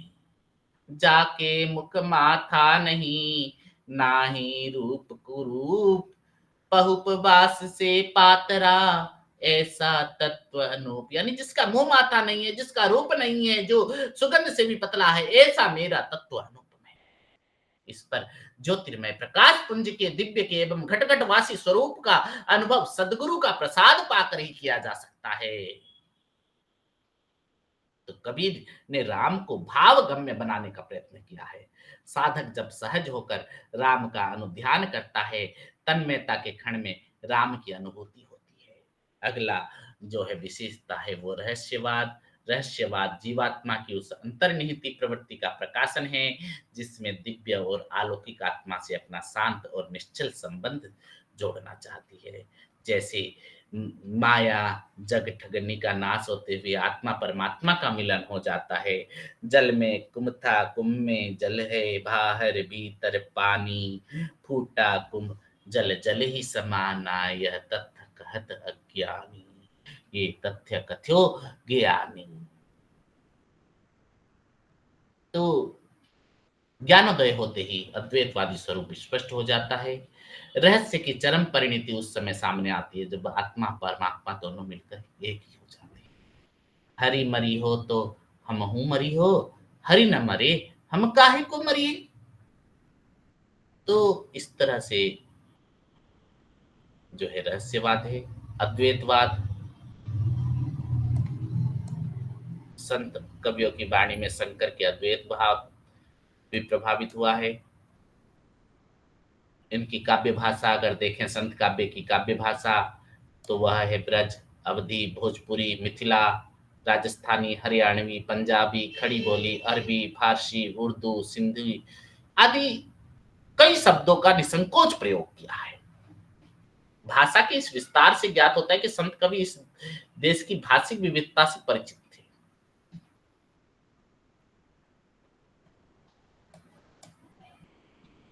उलटबासी शैली क्या होता है? कबीर तथा अन्य निर्गुण कवियों ने उलटबासियां प्रसिद्ध है। पूर्व में इसे संध्या भाषा के नाम से जाना जाता था। संध्या भाषा से तात्पर्य है कि जिसका कुछ अर्थ समझ में आ जाए तथा कुछ अस्पष्ट हो, किंतु इसके प्रतीक खुलने पर ज्ञान के दीपक से सब स्पष्ट हो जाए। योगियों के पारिभाषिक शब्दों में उल्टी वाणी का प्रभाव उत्पादक बनाने की क्षमता है। कबीरदास उलटबासी शैली का प्रयोग उस योगी को फटकारने के लिए करते हैं जो स्वयं को तीन लोक से न्यारा कहता है। कबीर के अनेक विचार उलटबासियों में अभिव्यक्त हुए हैं। विषय की दृष्टि से उलटबासियां हम देखते हैं कि संसार से संबंधित, प्रेम साधना से संबंधित, योग से संबंधित तथा आत्मा परमात्मा से संबंधित उलटबासियों में प्रतीकों का प्रयोग होता है। ये प्रतीक खुलने पर इनका अर्थ स्पष्ट हो जाता है। मारिय सासु ननद घरे साली, मार मारिय कान्हा भैल कपाली। मारियो सासु ननद घरे साली। इसमें सासु यानी श्वास, श्वास को कहा गया। ननद यानी इंद्रिया, मां यानी काया, कपाली यानी साधक। ये एक एक प्रतीक है और प्रतीक स्पष्ट हो जाने से आपको उलटबासी का अर्थ समझ में आ जाएगा। इनडायरेक्टली कह दिया।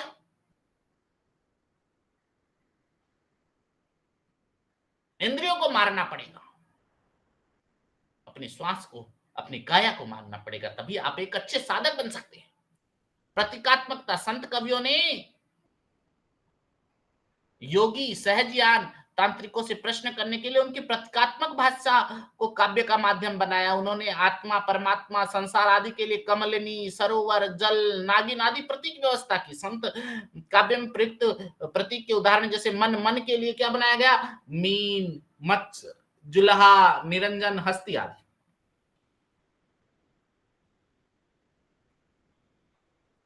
छंद का कौन से छंदों का प्रयोग किया संत कवियों ने? दोहा, चौपाई, सोरठा। तो हम देखते हैं कि मध्यकालीन संत काव्य धारा में भक्ति को व्यापक धार्मिक सांस्कृतिक आंदोलन का स्वरूप प्रदान किया। फलस्वरूप सामाजिक अस्थिरता के इस युग में हिंदू मुसलमान के लिए सामान्य भक्ति मार्ग की उद्भावना संभव हो सकी। तो निर्गुण संत के बाद हम देखते हैं निर्गुण प्रेम मार्गी सूफी काव्यधारा। सूफी शब्द का अर्थ जानेंगे हम। सूफी शब्द का विषय सूफ शब्द या सूफी शब्द में विद्वानों में पर्याप्त मतभेद है। इनकी व्युत्पत्ति अनेक शब्दों से मानी गई है। सूफी शब्द के मूल अर्थ तक पहुंचने में विभिन्न मतों की महत्वपूर्ण भूमिका। पहला मत सुफा या सूप से इसका संबंध मान, जिसका अर्थ होता है चबूतरा।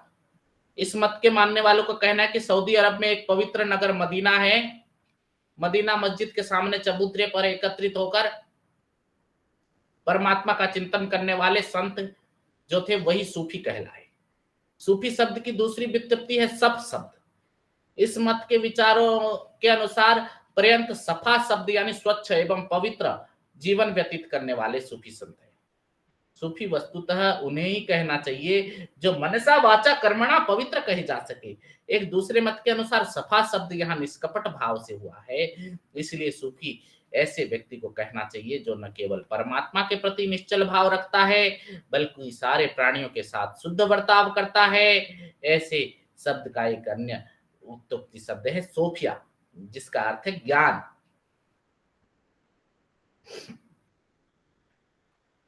तो इस तरह से सूफी मत साधना और साहित्य के अंतर्गत डॉक्टर रामपूजन तिवारी ने भी सूफी शब्द को सूफ से ही बना हुआ मानते हैं।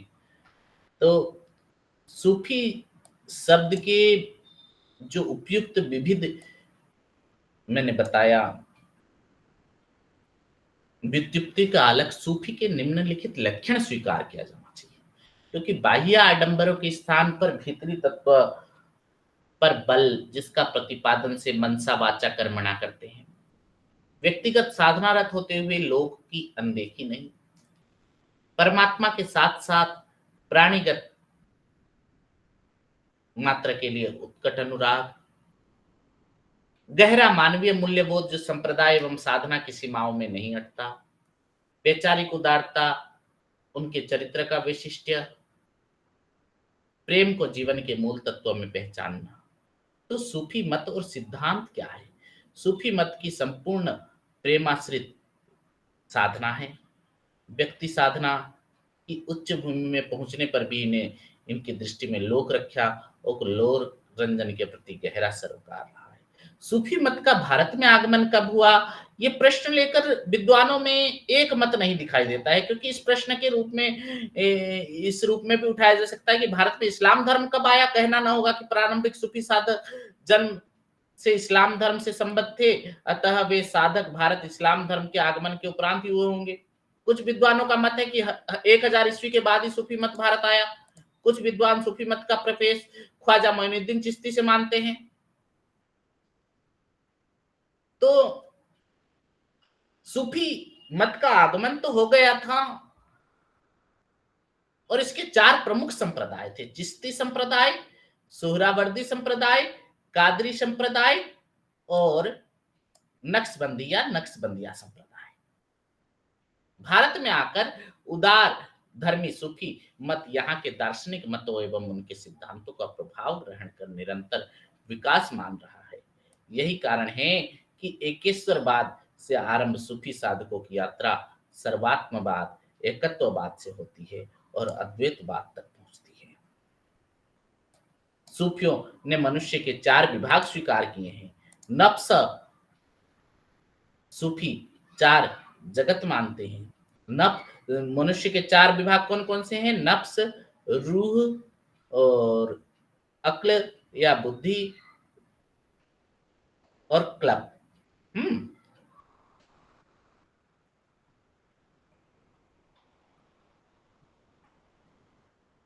और सूफी 4 जगत मानते हैं: आलम नासुत, आलम मलकुत, आलम जबरुत, आलम लाहत। सूफी धर्म के साधक की 4 अवस्था होती है, ये याद रखना। 4 अवस्था, हाँ, शरीयत, तरीकत, हकीकत और मार्फत।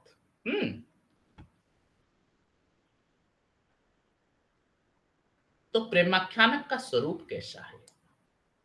प्रेमाख्यान काव्य कैसा है? प्रेम का आख्यान जो होता है वही प्रेमाख्यान काव्य कहलाता है। सूफी काव्य अपनी अंतर्वर्ती विशेषताओं के कारण प्रेमाश्रयी, प्रेम मार्गी, प्रेम का काव्य, प्रेमाख्यानक काव्य इत्यादि इत्यादि कुछ कुछ नामों से जाना जाता है। प्रेमाश्रयी काव्य, प्रेम मार्गी काव्य, प्रेम काव्य, प्रेमाख्यानक काव्य, ये नामों से जाना जाता है। तो इस नाम से ही स्पष्ट हो जाना चाहिए कि इस काव्य धारा की मूल चेतना प्रेम ही रही है। और यहाँ प्रेमाख्यानक तथा कथा काव्य को छोड़कर अन्य नामों का अर्थ स्पष्ट है।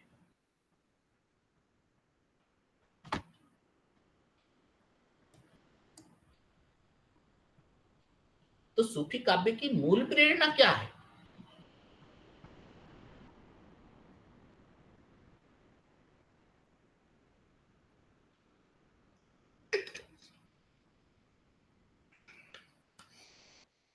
तो सूफी संप्रदाय का आगमन का विकास मुस्लिम साधकों द्वारा ही हुआ और इसी को लक्ष्य करते हुए आचार्य रामचंद्र शुक्ल ने भी कहा कि इस शैली की प्रमुख कहानियां मुसलमानों के ही द्वारा ही लिखी गई है।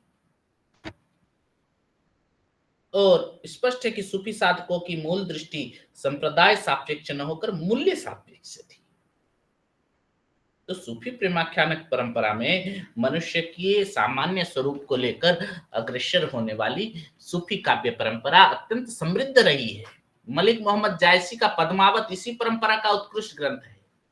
जायसी के इस ग्रंथ में सूफी काव्य परंपरा की सभी विशेषताएं एक साथ दिखाई पड़ती है। जायसी का प्रेमाख्यान काव्य, इसी प्रकार और भी कई जायसी के बाद प्रेमाख्यानक काव्य कवि हुए हैं, जैसे मंझन, उस्मान, शेख नबी, जान कवि, इन्होंने बहुत सारी रचनाएं लिखी। कासिम शाह, नूर मोहम्मद, ख्वाजा अहमद, शेख रहीम,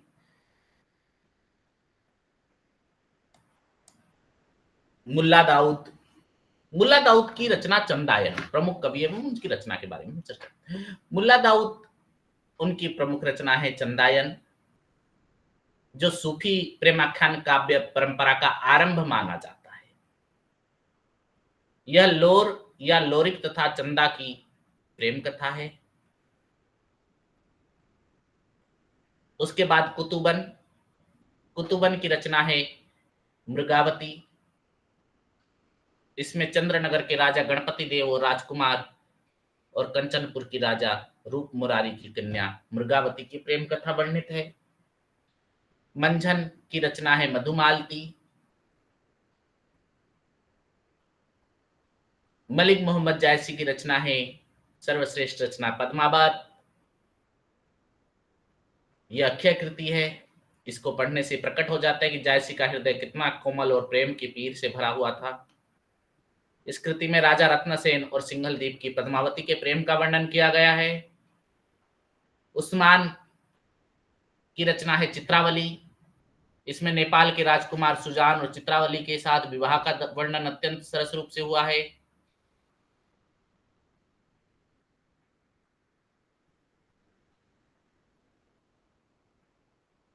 इस तरह से सूफी काव्य के प्रमुख कवियों ने अपने प्रमुख रचनाओं में, सभी रचनाओं में प्रेम का वर्णन किया है। और इनकी जो शैलियां थी, काव्य शैली, विविध शैलियों का इन्होंने विषय के अनुरूप प्रयोग किया। प्रतीकात्मक शैली, अभिधापरक शैली, तो काव्य भाषा, अलंकार, छंद विधान भी जो है इन्होंने सूफी कवियों ने कई जगह जो है सोरठा, बरवे, कवित्त, सवैया, कुंडलियां, झुलना आदि का प्रयोग भी दिखाई पड़ता है। तो निर्गुण काव्य धारा का प्रेमाख्यानक काव्य जो है बहुत ही महत्वपूर्ण है।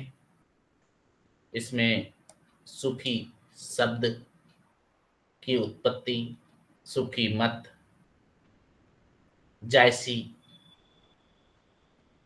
की प्रेमाख्यानक परंपरा, इससे संबंधित प्रश्न आ सकते हैं। अब हम देखते हैं सगुण काव्य में कृष्ण भक्ति काव्य, क्योंकि समय की कमी के कारण हम थोड़ा और डिटेल्स नहीं जा सक रहे हैं। कृष्ण भक्ति काव्य में कृष्ण का विकास भारतीय परंपरा में राम और कृष्ण तो ऐसे चरित्र हैं जिन्होंने संपूर्ण रचनाशीलता को गहरे स्तर पर प्रभावित किया। उन्होंने विष्णु के अवतार के रूप में देखा गया उन्हें, और भारतीय समाज में उन्हें व्यापक स्वीकृति मिली। प्राय माना जाता है कि राम त्रेता के अवतार हैं और कृष्ण द्वापर के।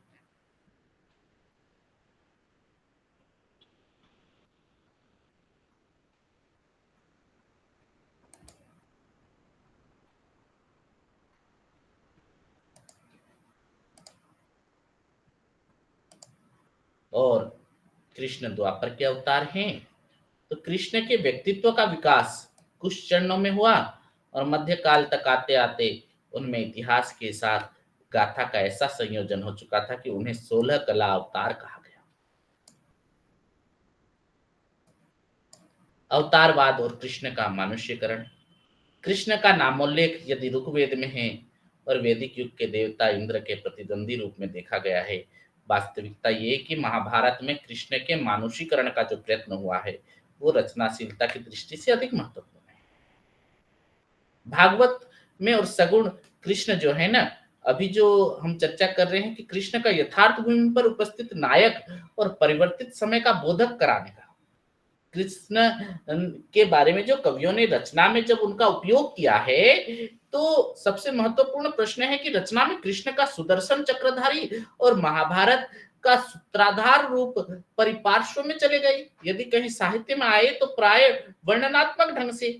इसके स्थान पर उनकी बाल लीला, गोचारण, गोकुल प्रसंग, वृंदावन विहार, गोप गोपी सहचर्य, रास प्रकरण, राधा प्रेम, ये सब प्रमुखता पा गए। इस संदर्भ में भागवत को प्रस्तुत किया जा सकता है, जिसे ब्रह्मसूत्र, उपनिषद, गीता के क्रम में चतुर्थ प्रस्थान किया जा गया है। तो कृष्ण लीला का वर्णन विस्तार से यहाँ पर किया गया है कृष्ण में, परंतु भक्ति का चिंतन क्या है कि भागवत भक्ति का प्रस्थान ग्रंथ है, क्योंकि वो कृष्ण के गाथा से संबंध है, इसलिए कृष्ण भक्ति उसी की प्रेरणा से ग्रहण करता है। तो वैष्णवाचार्यों की भूमिका क्या है यहाँ पर अगर हम देखते हैं, तो चार प्रमुख वैष्णवाचार्यों के अलावा जो है रामानंद के वल्लभाचार्य सांस्कृतिक और प्रदेश सर्वाधिक उल्लेखनीय है।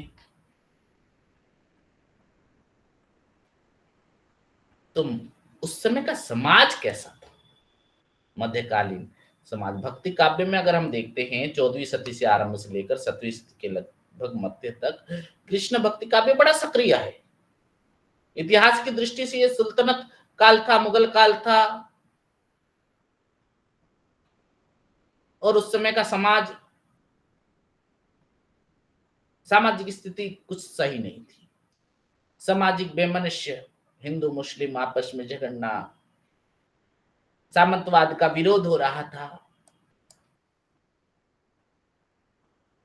लोक एवं शास्त्रों में उलझन थी। तो सगुण भक्ति में कृष्ण भक्ति काव्य की प्रमुख प्रवृत्ति पर विचार करते हुए में ये ध्यान रखना होगा कि कवियों की अपनी दृष्टि के अनुसार आग्रहों में आंशिक परिवर्तन देखे जा सकते हैं, पर समानता के सूत्र अधिक थे। कृष्ण का मानुषीकरण लीला के माध्यम से व्यक्त हुआ है, उसमें पूरी रस महता है। वहीं इस विषय में सूरदास का तर्क यही है कि जो वर्णातीत है, जिसका साक्षात्कार कैसे हो, उसके लिए आकार प्रकार चाहिए। अविगत गति कछु कहत न आवे, जो गूंगा मीठे फल को रस अंतर रंगत ही भावे। परम स्वाद सब ही सुनिरंतर, अमित तोष उपजावे। मन बाणी ओ अगम अगोचर, जो सो जाने जो पावे। रूप रेख गुण जाति जुगति बिन निरालंब कित धावे। सब विधि अगम विचार ही, ताते सूर सगुन पद गावे। सूर का तर्क यही है कि निराकार को लेकर ध्यानावस्थ कैसे हुआ जाए। इसीलिए कृष्ण भक्त कवियों ने कृष्ण का पूरा लीला संसार रचा, जिसमें उन्होंने मिथकीय संसार और निजधारी कथाओं का भी उपयोग किया। अपनी कल्पनाशीलता से उसे एक ऐसा स्वरूप दिया कि सब समरस हो सके।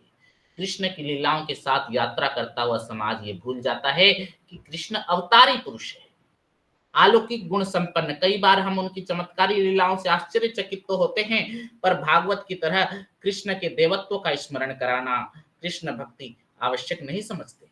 उनका लक्ष्य है कि कृष्ण की लीलाओं के माध्यम से उनके बहुरंगी व्यक्तित्व का बोध कराना।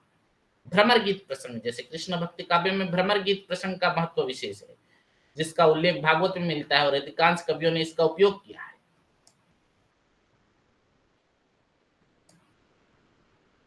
कृष्ण लीला, कृष्ण भक्ति काव्य में कृष्ण का लीला का रूप प्रधान है, जो जीवों के सुख के लिए है और जिसमें कृष्ण स्वयं दूसरी तीसरी भूमिका है। बाहर से देखने से वे संलग्न लीला भूमि पर हैं, जिसमें रास लीला का घनिष्ठ प्रकरण भी है, पर वो किसी बिंदु से तटस्थ है।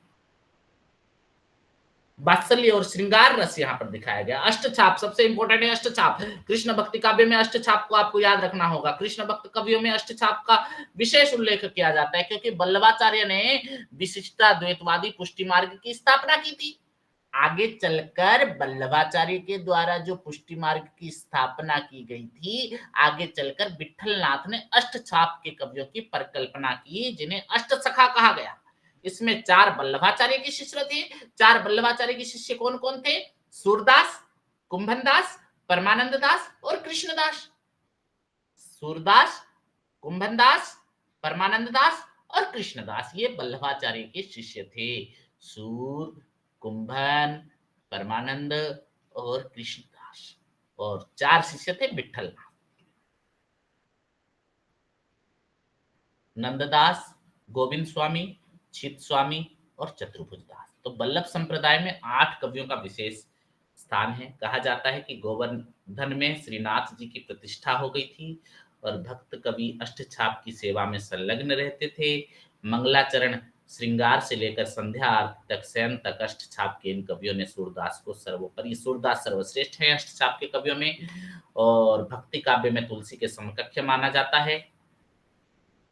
तो अष्टछाप के कवियों में परमानंद दास ने कृष्ण की बाल लीला को लेकर अपना ध्यान केंद्रित किया, तो वहीं सूरदास ने जो है वात्सल्य एवं श्रृंगार के बारे में बताया।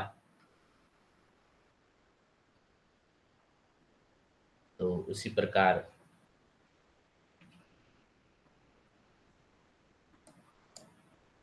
कृष्ण काव्य का शिल्प विधान भी जो है गायन परंपरा का एक अंग बन गया। कीर्तन, पाद सेवन, ये सब हमें देखने को मिलता है। भाषा जो थी वो प्रायः ब्रज भाषा देखने को मिलती है कृष्ण काव्य की। तो हम जानते हैं कि कृष्ण का व्यक्तित्व, कृष्ण भक्ति साहित्य के माध्यम से कई रूपों में हमारे सामने आता है। लीला पुरुषोत्तम से लेकर लोक देवता के रूप में उनका महत्व जनमानस में व्याप्त है। कृष्ण भक्ति काव्य के संदर्भ में श्रीमद् भागवत का विशेष महत्व है। भागवत में भक्ति को सर्वजन सुलभ बताया गया है।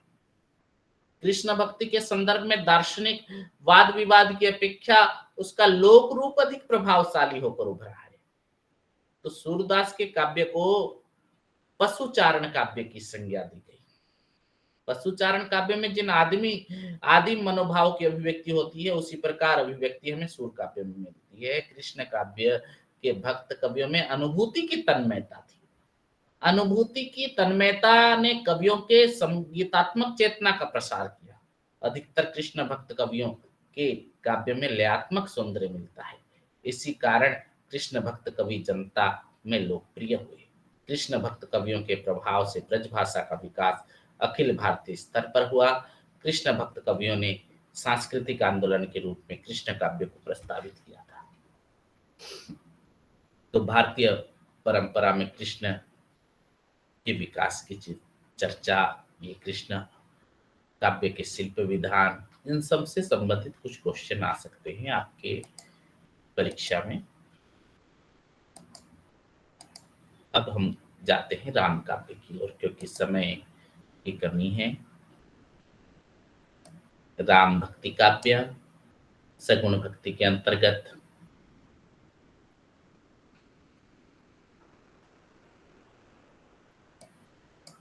राम कथा ऐतिहासिक है या पौराणिक या काल्पनिक? ये बड़ा कठिन प्रश्न है। परंतु राम काव्य परंपरा जब आप पढ़ेंगे ना, ऐसा अनुमान होता है कि राम भारतीय संस्कृति के भाव नायक हैं।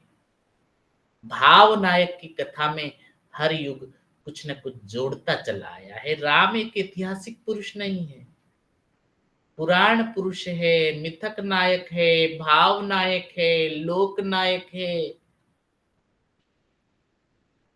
देश काल के परिवर्तन चक्रों में पड़े तो राम को लोक नायक बनने में हजारों वर्ष लग जाएंगे। वैदिक काल के बाद शायद ही 6ठी शताब्दी में कुछ राम कथा विषय गाथा की सृष्टि होने लगी थी। राम कथा के विद्वान में एक बड़ी संख्या वह है कि आदि कवि वाल्मीकि से कई शताब्दी पूर्व राम कथा को लेकर आख्यान काव्य परंपरा मिलती है, किंतु ये वाचिक परंपरा थी, अतः साहित्य आज भी अप्राप्य है।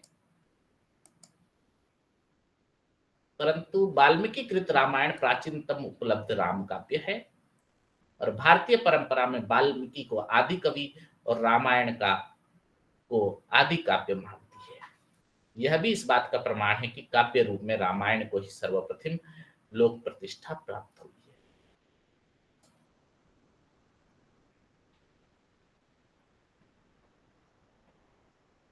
तो हिंदी में सगुण राम काव्य परंपरा कहां से शुरू होती है?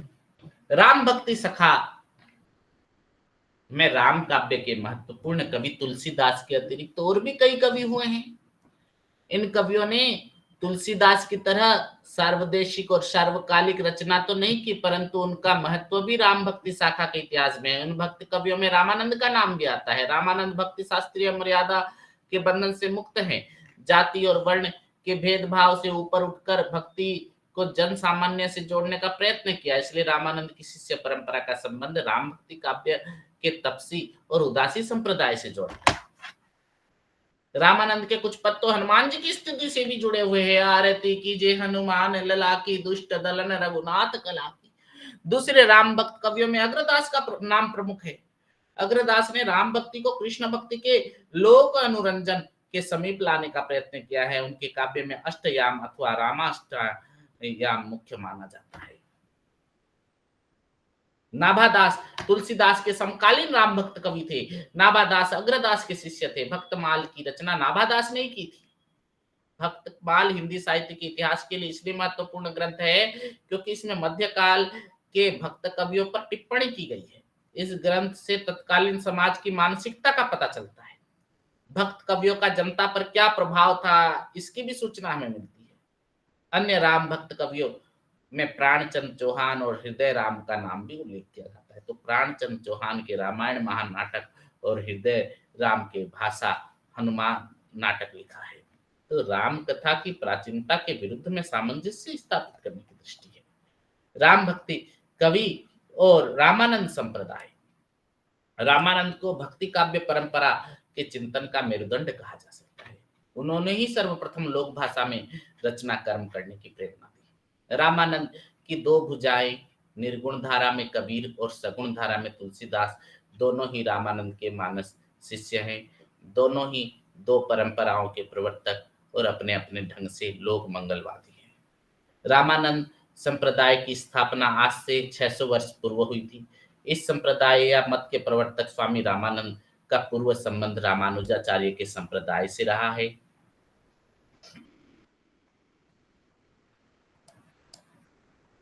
तो रामलीला का परंपरा का प्रवर्तन आचार्य विश्वनाथ प्रसाद मिश्र ने गोसाई तुलसीदास शीर्षक ग्रंथ से रामलीला परंपरा के प्रवर्तन का श्रेय तुलसीदास को दिया जाता है।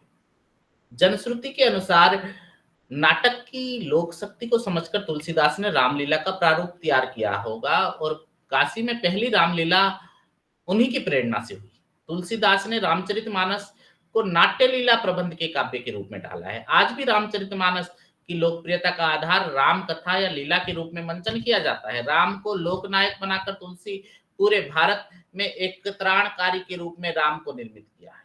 सिद्धों नाथों की चमत्कारवादी योगवादी अद्वैत परंपरा तुलसी ने अपने ढंग से मुकाबला किया है। तो राम भक्ति की जो भावना है,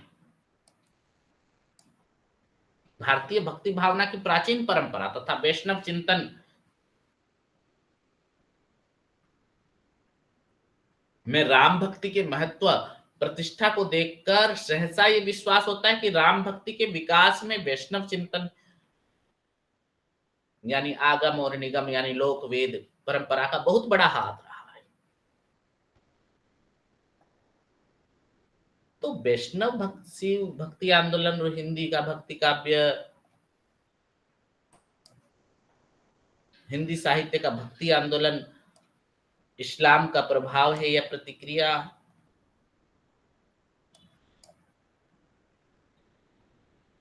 तो राम भक्ति काव्य में सामंत विरोधी भी कुछ मूल्य है। भक्ति तथा भक्ति आंदोलन का पूरा चरित्र सत्तावाद सामंतवाद का विरोधी रहा है। कृष्ण भक्त धारा के एक भक्त कवि कुंभन दास का पंक्ति क्या थी? संतन को कहा सीकरी से काम, वही पूरी विचार परंपरा का प्रतीक है तुलसीदास ने क्या कहा? प्रकृत जन कीने गुण गाना की प्रशस्ति परंपरा का विरोध किया है। उनका ये स्वर न केवल विद्रोही स्वर था बल्कि गहरे अर्थों में चारण भाट सामंत पूजा का तिरस्कार करता है। भक्ति आंदोलन की प्राण धारा से प्रभावित अकबर ने तीर्थकर जिजिया कर समाप्त कर दिया था। अकबर ने उसी के समय से राजा मान सिंह ने वृंदावन और काशी में विशाल मंदिर बनवाए थे और कुछ अकबर कालीन ऐसे सिक्के मिले हैं जिन पर राम सीता का चित्र अंकित है। ऐसी एक अठन्नी भारत कला भवन काशी में भी है, राम सिंह नागरी में अंकित है और अकबर स्वयं सूर्य नाम का हजारा जप करता था और पंडित सुंदरलाल जी से जो है हिंदी शास्त्रों की चर्चा सुनता था। अकबर ईश्वर से बड़ा कोई नहीं है, ये बात भक्ति काल में निर्गुण कबीर प्रेम मार्गी जायसी ने पूरे विश्वास के साथ मौजूद है। इसी बात को कहते हैं कि राम से बड़ो कौन है। पूछकर तुलसी ने राम भक्ति की महिमा का लीला गान किया। रसिक राम भक्ति धारा के रामदास, अग्रदास, विष्णुदास, नरहरिदास, कल्याण जी, नाभादास, चतुरदास, रामदास, मुलकदास सभी दाता राम के गुणगान किया है। किसी हिंदू मुसलमान सामंत का नहीं। इन सभी के लिए भक्ति मात्र उपासना पद्धति नहीं बल्कि एक मूल्य है, एक पूरी जीवन पद्धति है। तो यथार्थ ये है कि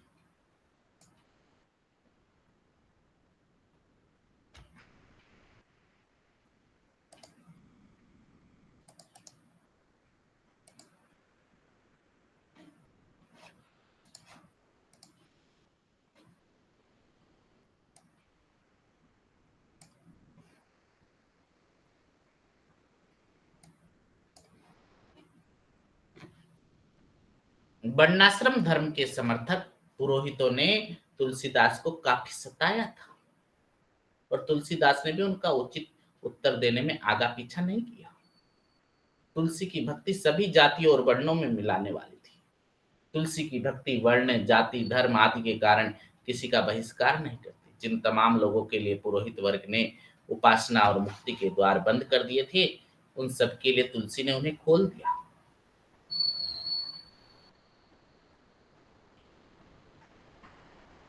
तो राम काव्य परंपरा में लोक जीवन और लोक संघर्ष है। राम काव्य परंपरा में नारी कैसी है? राम भक्ति काव्य में नारी को लेकर जो बातें हुई, दुर्भाग्यवश उनका गलत प्रचार किया गया है। तुलसी की तो नारी विरोधी छवि ही बना डाली है, जबकि राम भक्ति धारा नैतिकतावादी, मर्यादावादी मूल्यों पर ही टिकी थी विचारधारा है और तुलसी के ग्रंथ लोक जीवन में आचार शास्त्र का काम करते हैं। यह भी कहा जाता है कि तुलसी ने मीराबाई को पत्र लिखकर जीवन का रास्ता दिखाया था। जाके प्रिय न राम वेदेही तजिए ताही कोटि बेरी सम जदपि परम स्नेही। ऐसे तुलसीदास को नारी विरोधी कहने का अर्थ कैसे हो सकता है? इस पर आप गहराई से विचार करने की आवश्यकता है। तुलसी ने रामचरितमानस कवितावली को बिना पढ़े बिना ही संदर्भ में समझे प्राय तुलसी की निंदा की जाती है। वंदो कोसला कौशल्या दिशि प्राची कहकर राम की माता की वंदना करते हैं। सीता को जगत जननी कहते हैं। शिव के साथ पार्वती का आदर करते हैं। रामचरितमानस के कथा प्रसंगों में कई बार सुनहु सती तब नारी स्वभाव की चर्चा विशेष संदर्भ में आती है। पार्वती शिव के से छल करती है, तब शिव नारी स्वभाव में छल की बातें उठाते हैं। राम के सामने सबरी विनयवश कहती है, अधम ते अधम अधम अति नारी। यहां नारी को अधम सिद्ध करना कवि का उद्देश्य नहीं है। भरत जैसा महान चरित्र एक बार क्रोध में नारियों को सकल कपट और अवगुणी खानी कह देता है, तो यह सामान्य भाव धारणा नहीं है। रावण को नीच वचनों में एक नारी स्वभाव के 8 अवगुण आते हैं, पर सोचने की एक बात यह है कि तुलसी के मन में रावण के प्रति कैसा भाव है। तुलसीदास नारी के माता रूप पर प्रहार नहीं करते, कभी कभार नारी के कामिनी कामांध रूप पर प्रहार करते हैं। नारी निबिड़ रजनी उंधियारी, कभी कभार जिमी स्वतंत्र होई बिगरही नारी, या ढोल गंवार शूद्र पशु नारी जैसे वचन आते हैं। नारी निबिड़ रजनी अंधियारी, कभी कभार जिमी स्वतंत्र हुई बिग रही नारी।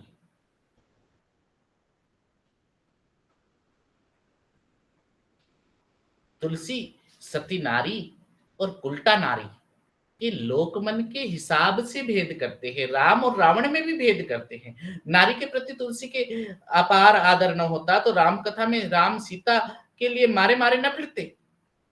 रावण द्वारा हरण करने पर सीता के लिए मछली की तरह न तड़पते। थकान भरी सीता को देखकर पिए की अखिया से आंसू नहीं टपकते। राम के अवध लौटने पर नारियां ही आगे हैं।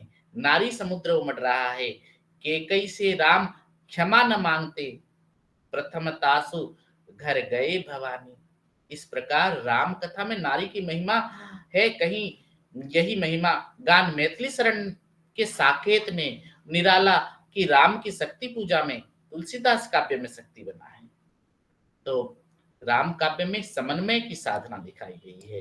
हिंदी में राम भक्ति काव्य धारा अपनी उदार समन्वयता के साधना के कारण बड़े याद जो है आदर से याद किया जाता है।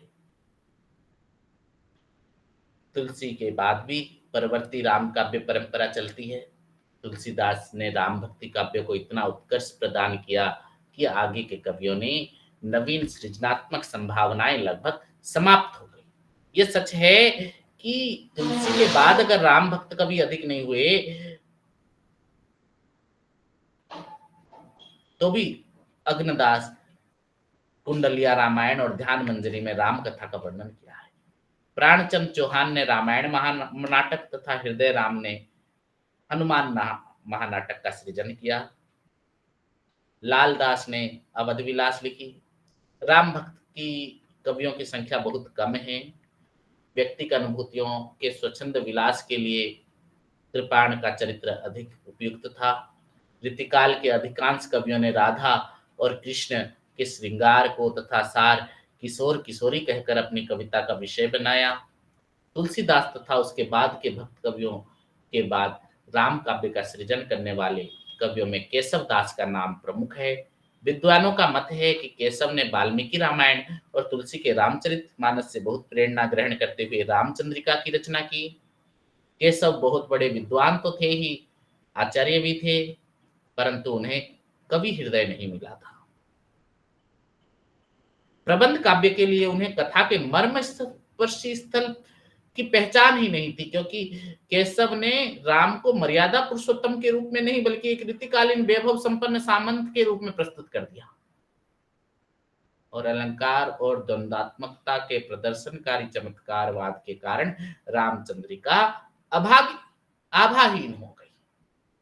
फिर केशव का समय तो भक्ति काल का है, पर प्रवृत्ति अरिति काल की है। पंडिताई पंडितई उनके लिए बोझ है, जिसके नीचे उनका कवि मन दब कर रह गया। छायावाद के आधुनिक कवियों ने भी जो है कविता में सबसे क्रांतिकारी कवि सूर्यकांत त्रिपाठी निराला, इनके प्रिय कवि रहे हैं तुलसीदास। निराला जी के जीवन भर का काव्य सृजन सर्वाधिक प्रतिभा का विस्फोट उनकी दो रचनाएं हैं, राम की शक्ति पूजा और तुलसीदास।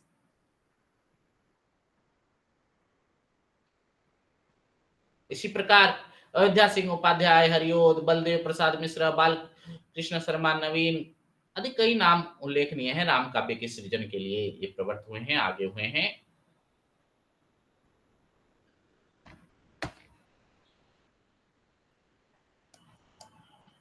तो राम भक्ति काव्य की धारा तीन रूपों में प्रभावित हुई। बौद्ध तथा जैनियों के द्वारा रचित राम काव्य, रसिक संप्रदायों के कवियों का राम काव्य, नैतिक मूल्य पर आधारित राम भक्त कवियों की मर्यादावादी परंपरा।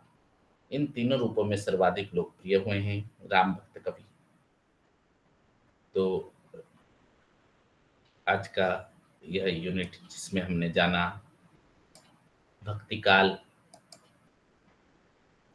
की विभिन्न प्रवृत्तियां, सगुण भक्ति एवं निर्गुण भक्ति के बारे में जाना। सगुण भक्ति के अंतर्गत आने वाले राम काव्य, कृष्ण काव्य और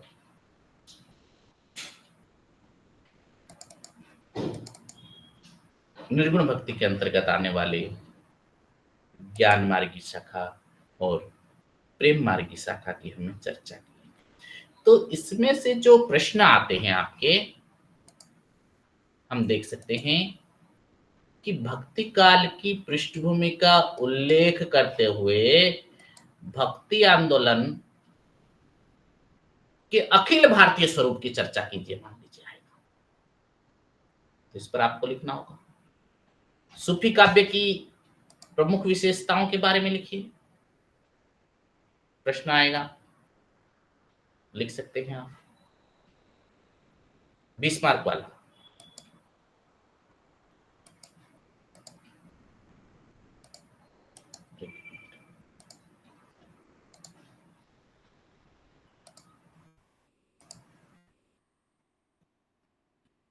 अगली क्लास में जो है हम ऋतिकाल पर चर्चा करेंगे। सूफी काव्य की प्रमुख विशेषताएं आ सकता है, निर्गुण काव्य की प्रमुख विशेषताएं, सगुण काव्य की प्रमुख विशेषताएं, कृष्ण काव्य की प्रमुख विशेषताएं, राम काव्य की प्रमुख विशेषताएं। तो आपको लिखने का तरीका सीखना है। सूफी काव्य की प्रमुख विशेषताएं में सबसे पहले सूफी काव्य किसे कहते हैं ये समझना। सूफी काव्य के बाद सूफी कवियों की चर्चा करूंगा। सूफी शब्द की उत्पत्ति, उसका आधार, उसकी विशेषताएं, फिर सूफी कवियों, सूफियों का विचार, सूफी काव्य की प्रवृत्तियां। मूल रूप से आपको प्रवृत्तियों पर विचार करना है।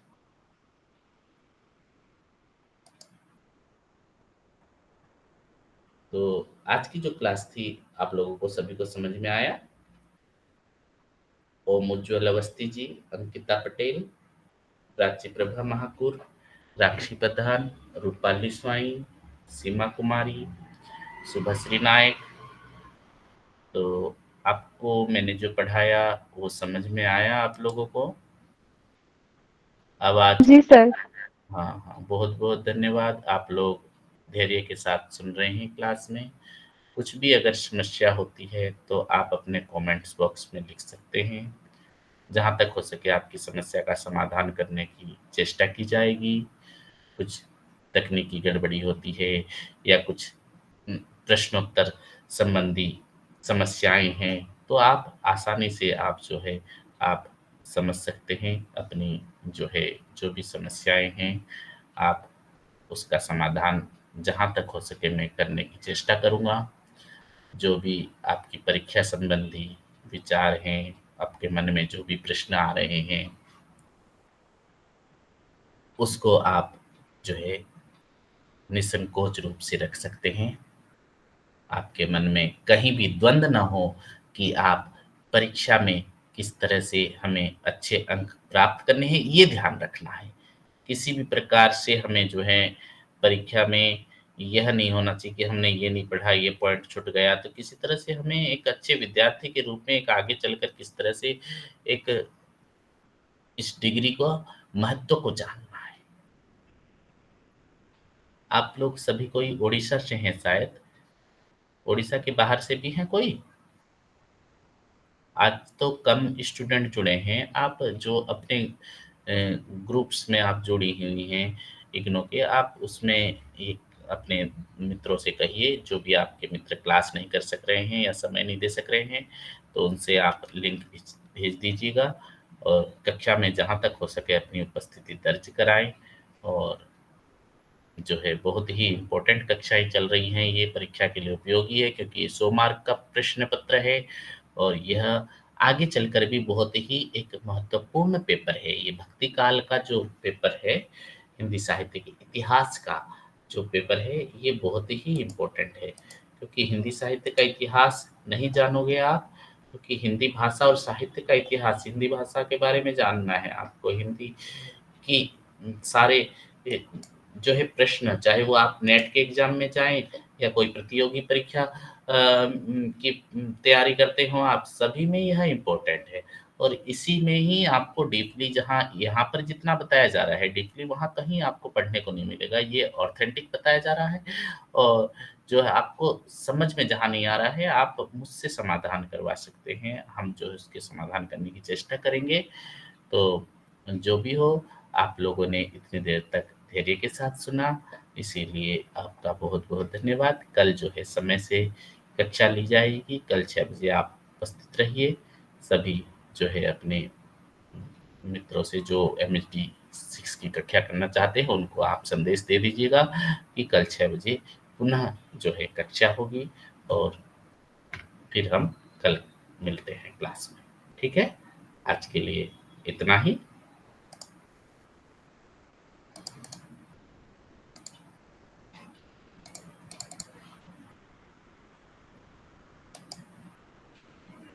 ठीक है, रखता हूँ फिर। जी सर।